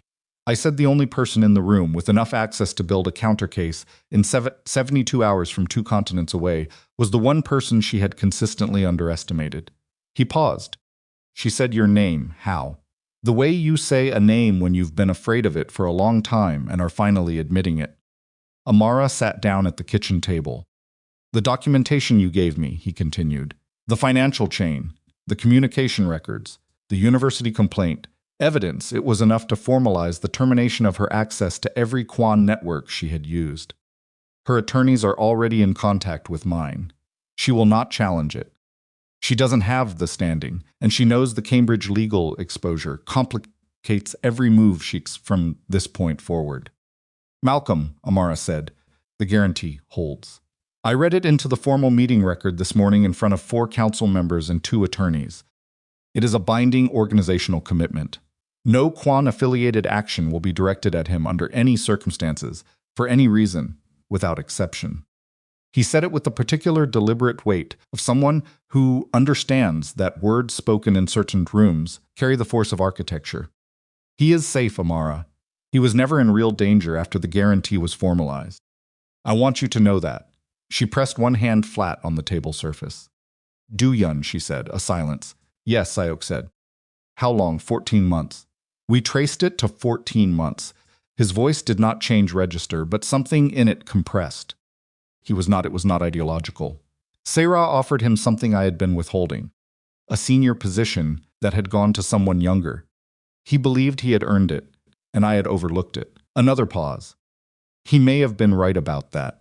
She had not expected that last sentence. He still made the choice he made, she said. Yes. He did, and I will not minimize it. But I should have seen it. I had evidence of his frustration, and I categorized it as manageable rather than as a warning.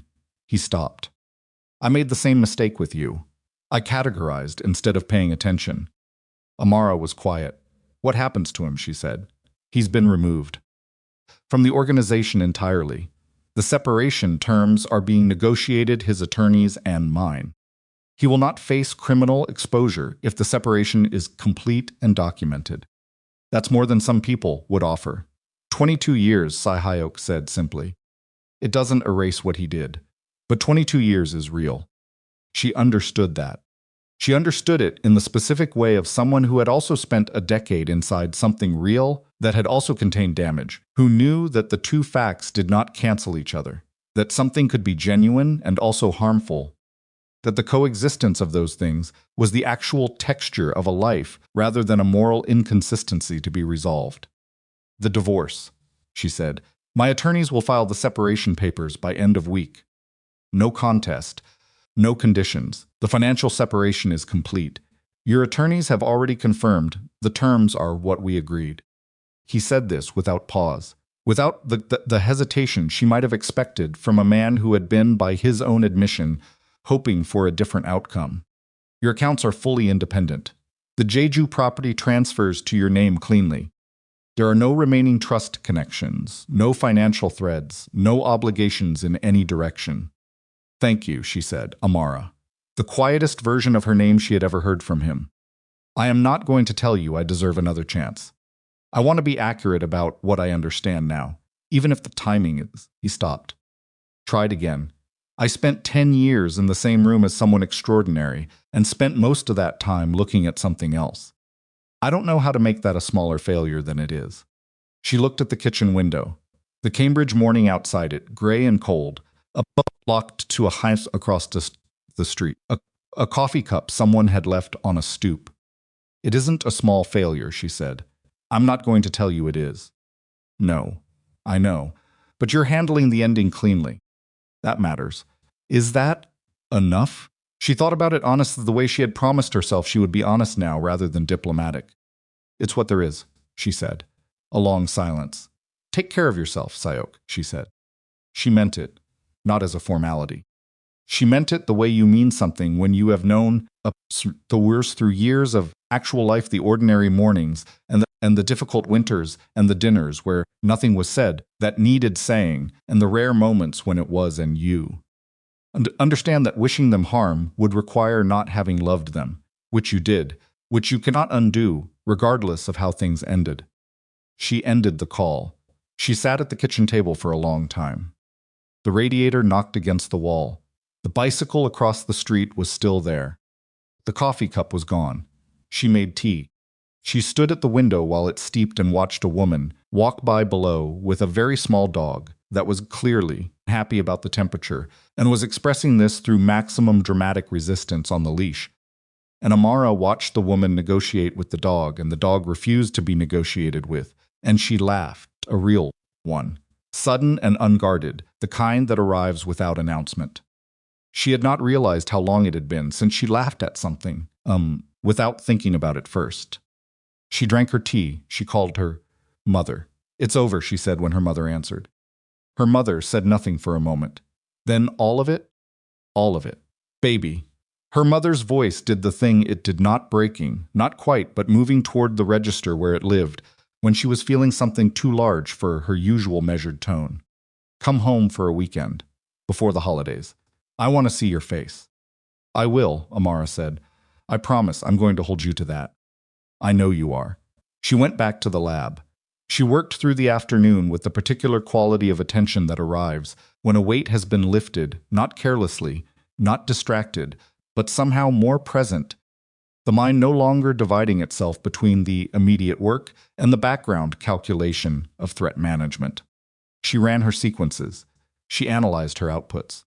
Fetmate, 4 pages of notes in the longhand she had returned to, covering them with a particular shorthand she had developed in the years before Soul, abbreviations and symbols that looked like a private language, because they were a language she had invented for herself and then set down for a decade and was now reclaiming 1 page at a time. Nadine appeared in the lab at 5:30, dropped her bag on the adjacent workstation, and said without preamble, "You look different today." "Different how?" Amara said, like someone who slept. "I didn't sleep." "Like someone who could," Nadine said, and turned to her own work. That was, Amara thought, probably the most accurate description available. The divorce papers arrived by email to Celeste's office 11 days later. Celeste called to read the key terms aloud, a formality they had discussed, the two of them together on a phone call, while Amara sat at her kitchen table with a pen she had no intention of using, listening to the legal language that was converting a decade of her life into a series of clauses and concluded obligations. "Everything is clean," Celeste said. "The financial separation is complete and documented. The property transfers are finalized. There are no pending claims in either direction." "Send me the signature pages," Amara said. She signed that night. Digitally, with the stylized version of her name she had used since college, the one she had continued to use throughout the marriage, even when Korean social convention suggested she might adopt a different form, a small, stubborn retention of herself she had not fully recognized as stubborn until now. She submitted the signed documents. She put the laptop away. She sat in the quiet of her apartment and waited to feel something categorical, the dramatic emotional punctuation that the moment seemed to request. She had been expecting grief or relief or the specific exhaustion of completion. What she felt was quieter than any of those, a kind of settling. The way a building sounds different once all the construction noise has finally stopped. She was 40 years old, and she was not the woman who had stood outside a study door, with her hand raised to knock. She was not the woman who had spent a decade learning Korean, so she could understand a world that had never fully acknowledged her presence in it. She was not the woman who had smiled through an anniversary party while her marriage ended on the other side of a door. She was someone who had sat with all of that, had felt its full weight without collapsing under it, had made decisions, and lived with their costs, and made more decisions, and was still standing in a small Cambridge apartment with a rattling radiator and a window that looked into another window, and a laboratory 3 blocks away, where her research data was clean and time-stamped and her. She opened the notebook, the old one. She had brought it from Seoul in her carry-on, one of the only personal objects she had prioritized, because she had bought it in a Seoul bookstore during the period when her life had been at its smallest. She had needed proof that she still contained larger aspirations. She opened it to the front page. Graduate school, Portugal. Learn to sail. She found a pen. She drew a line through the first one. Not violent, not dramatic. A clean, deliberate line. Then she closed the notebook and put it in the kitchen drawer where she kept takeout menus and a spare phone charger and the small accumulations of an ordinary life. And she thought about Portugal. And she thought about open water. And she thought about what came next. What came next, it turned out, involved a very cold harbor in January. The sailing instructor's name was Peg, and she was in her late 50s, and she had the hepatans before Amara was born. And she delivered instruction the way Amara liked best, clearly. without condescension, with the frank acknowledgement that learning to sail required making mistakes that occasionally put you in the water. You'll capsize, Peg said, the first lesson. Everyone does. The question is whether you panic. I don't generally panic, Amara said. Peg had looked at her with the assessment of someone who had heard that before from people who then panicked. We'll see, she said. Amara capsized on the third lesson. The harbor water in January was a specific kind of cold that involved every nerve ending simultaneously, and she went under sideways when the boom caught her unprepared during a tack she had thought she had understood better than she did. The water closed over her, and she felt the cold and the disorientation of being suddenly submerged and the particular helpless momentum of a hull turning over, and then she felt her own feet find their function and she surfaced. She surfaced laughing. It was not the laughing of someone who found the situation funny. It was the laughing of someone who had just discovered that the thing they had been afraid of was survivable. And that discovery was so immediate and physical and unambiguous that the body expressed it before the mind could organize a more appropriate response. Peg in the safety boat looked at her. You actually don't panic, Peg said. No, Amara agreed, treading water in January. She climbed back aboard. The research funding arrived in March.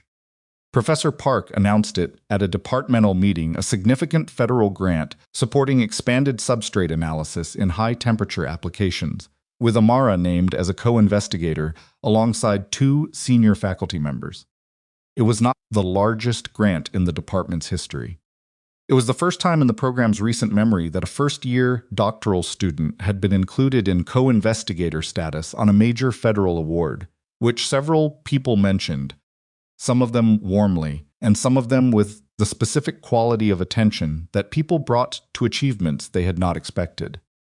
Amara received the announcement with the same outward composure she brought to most things and went directly to the laboratory afterward and sat at her workstation and allowed herself 5 minutes of something that was not quite pride. Felt too self-congratulatory but was adjacent to it. The recognition that she had returned to something she had abandoned and discovered it still recognized her. That the field had moved and she had moved with it, and the work she was doing was genuinely valued by people whose judgment she respected. That was worth 5 minutes. Then she put on her lab coat and started working. Because the grant meant expanded scope, and expanded scope meant more substrate samples, and more substrate samples meant a great deal of spectrometer time that needed to be scheduled before the senior faculty members booked the equipment solid for the next 6 months. Nadine passed her in the corridor during the scheduling chaos of the following week and said, without stopping, co-investigator. First year, how does it feel? Like more work, Amara called after her. Correct, Nadine said, already gone. She called Malcolm in April. It was the first direct contact, since before everything had happened. She had sent one email in January, brief and carefully worded, telling him that some complications in her personal situation had been resolved and that she hoped his research was progressing well. He had written back 2 sentences, glad to hear it. The polymer degradation data from Q4 came out, interesting, would love your read on it when you have a moment. She called him on a Wednesday afternoon from her apartment. The window opened for the first time since autumn, Cambridge, April, carrying the uncertain warmth of a city not yet ready to commit to spring. He answered with the easy, unguarded quality she had noticed. The first time they spoke the voice of someone who did not perform their accessibility. I heard about the grant, he said. Congratulations. That's genuinely significant. Thank you. How's the polymer data? Complicated, which is why I wanted your read. A pause. Are you doing okay? The email in January was I wasn't sure what to make of it. She had prepared for this question. She had a version ready, brief, clean, sufficient. She did not use it. I had some interference from my previous life that reached into Cambridge, she said. It's been resolved. I want to be honest that you were peripherally mentioned in it. Your name appeared in something that didn't involve you and shouldn't have. Nothing happened. You were never in any actual danger. But I felt you deserved to know it occurred. A silence. How peripheral, he said. Your name in a document. Photographs of professional dinners, recontextualized as something they weren't. It was used as leverage in a situation that had nothing to do with you. Leverage on who? My ex-husband. Another silence. Longer. Are you safe? He said, not dramatically. The straightforward concern of someone who asked because he actually wanted to know. Yes, she said. It's over. Okay, he said. Not okay in the dismissive sense. Okay, I believe you. And okay, we can move past this. And okay, I'm not going to make this more complicated than you need it to be right now. She had noticed that about him in Brussels, the way he heard what was actually being said, rather than auditing for the subtext. Send me the polymer data, she said.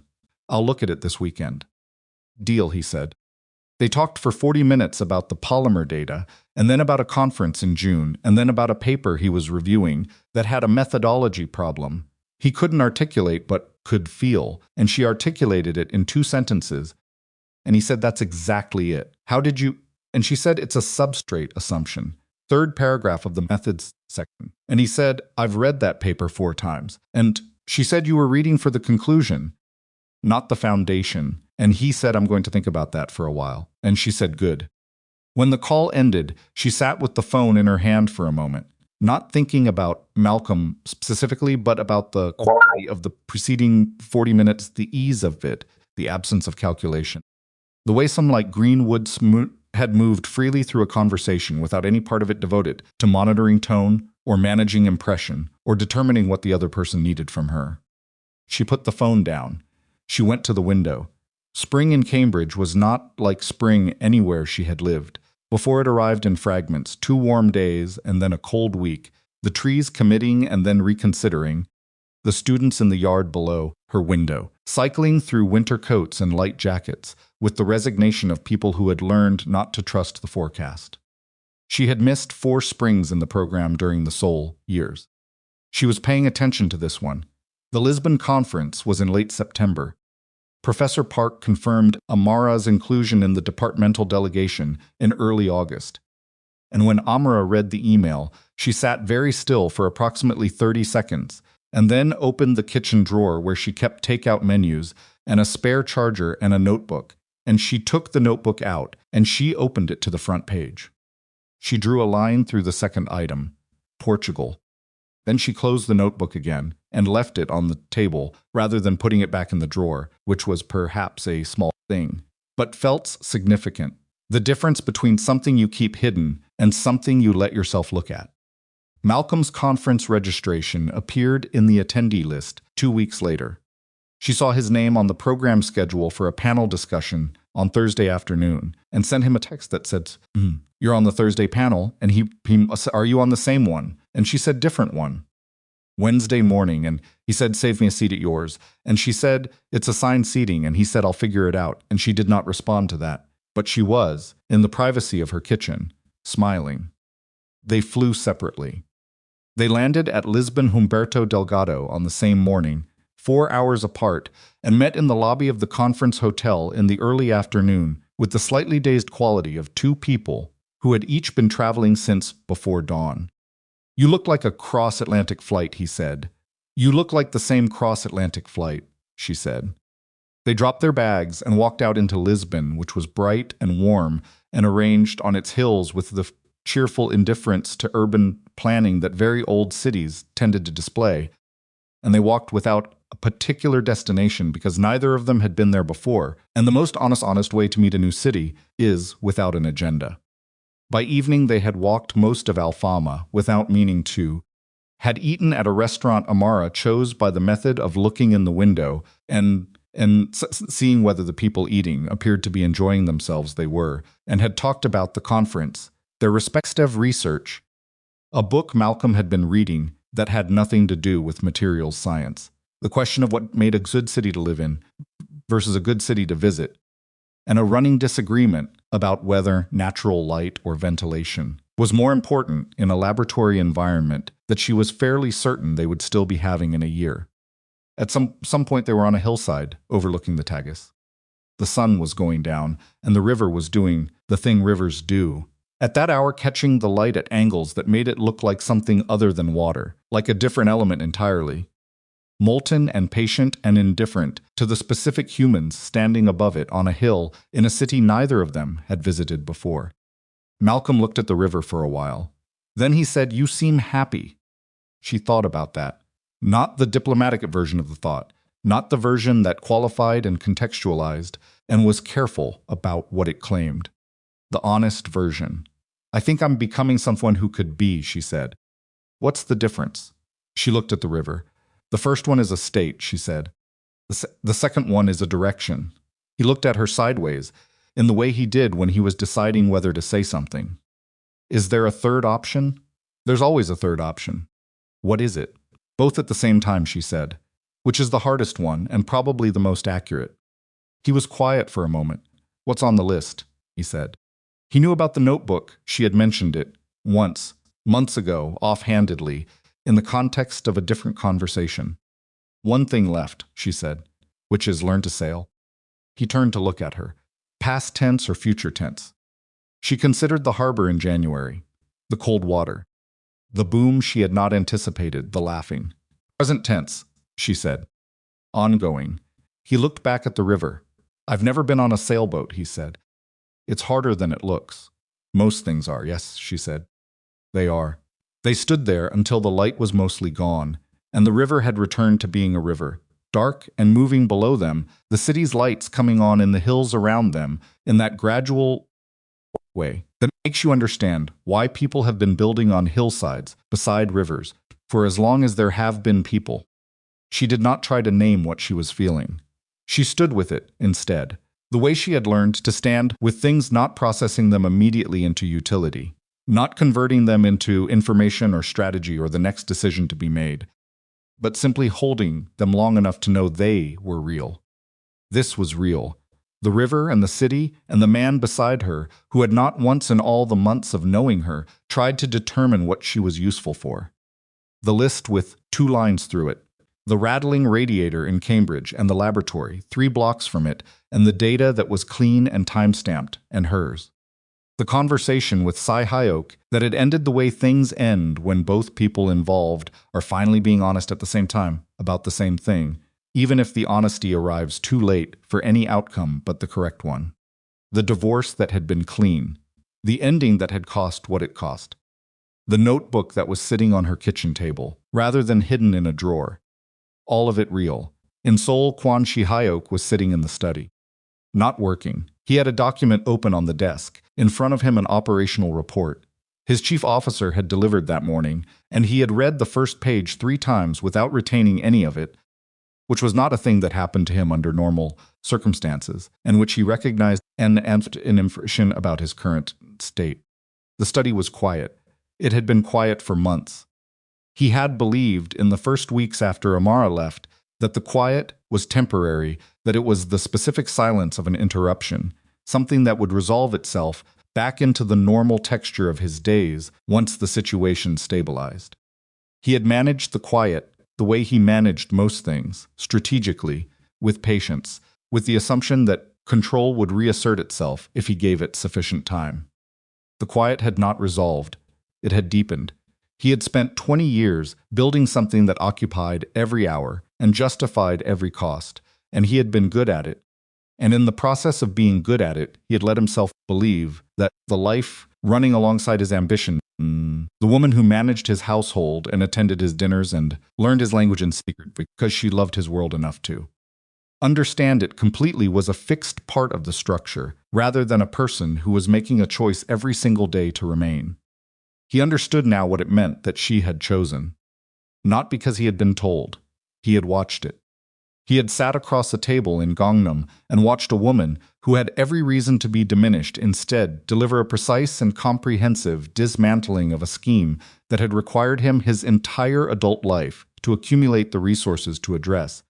And she had done it in 72 hours from 2 continents, and she had placed the folder on the table and looked at him. And what he had seen in her face was not anger and not grief and not the exhausted resignation he might have expected. It was clarity. He had never understood, until he no longer had it, what it had meant to live in proximity to someone that clear. He left the study. He walked through the estate, The one Amara had furnished and organized and filled with the specific details of a life she had built around someone who had never examined what that building cost her. The white peonies were gone. The arrangements she had maintained for years were simply not replaced now that she was not here to replace them, and the absence of them in the rooms where they had always stood was its own particular texture of regret. He thought about calling her. He did not call her. He understood that the correct conclusion to a thing was one you honored rather than renegotiated. He went back to the study. He picked up the operational report. He read it, this time retaining what it said, and made 3 decisions about its contents, and called his new chief lieutenant younger than Do-yun, newer, someone who had not yet learned the particular complacency of a long relationship with power, and delivered those decisions clearly. Then he sat alone in the study where one conversation had changed everything. He was not going to recover what he had lost. He understood that with the clarity that usually only arrived at great cost. He was going to have to become the kind of man who deserved better, not because she was coming back, because she was not, but because the alternative was to remain the man who had looked at something extraordinary and called it convenient, and he was not willing to be that man anymore, not even privately, not even in a room where no one was watching. He opened a desk drawer. Inside was a notebook he had found during the months of Amara's absence, in the dressing room off their shared bedroom, pushed to the back behind old correspondence. Plain cover, dark blue, open to a front page with 3 lines, 2 of which had been crossed out. The 3rd line remained. Learn to sail. He had not moved the notebook. He had not thrown it away. He had placed it in his desk drawer and looked at it sometimes in the evenings when the study was quiet and the city below the estate was doing its indifferent nighttime business, and he was sitting with the full weight of what he had understood too late. He looked at it now. He closed the drawer. Across the world, in a city built on hills beside a river, Amara Whitfield turned away from the Tagus and looked at the path ahead. Malcolm was beside her, not directing, not leading, not determining. Simply there the way someone is there when they have no agenda beyond the fact of your company. Ready, he said. She thought about the harbor in January, and the cold water, and the boom she hadn't anticipated, and the laughing. She thought about a notebook with 2 lines through it. She thought about the blank pages at the back. Yes, she said. She chose the direction herself, and walked,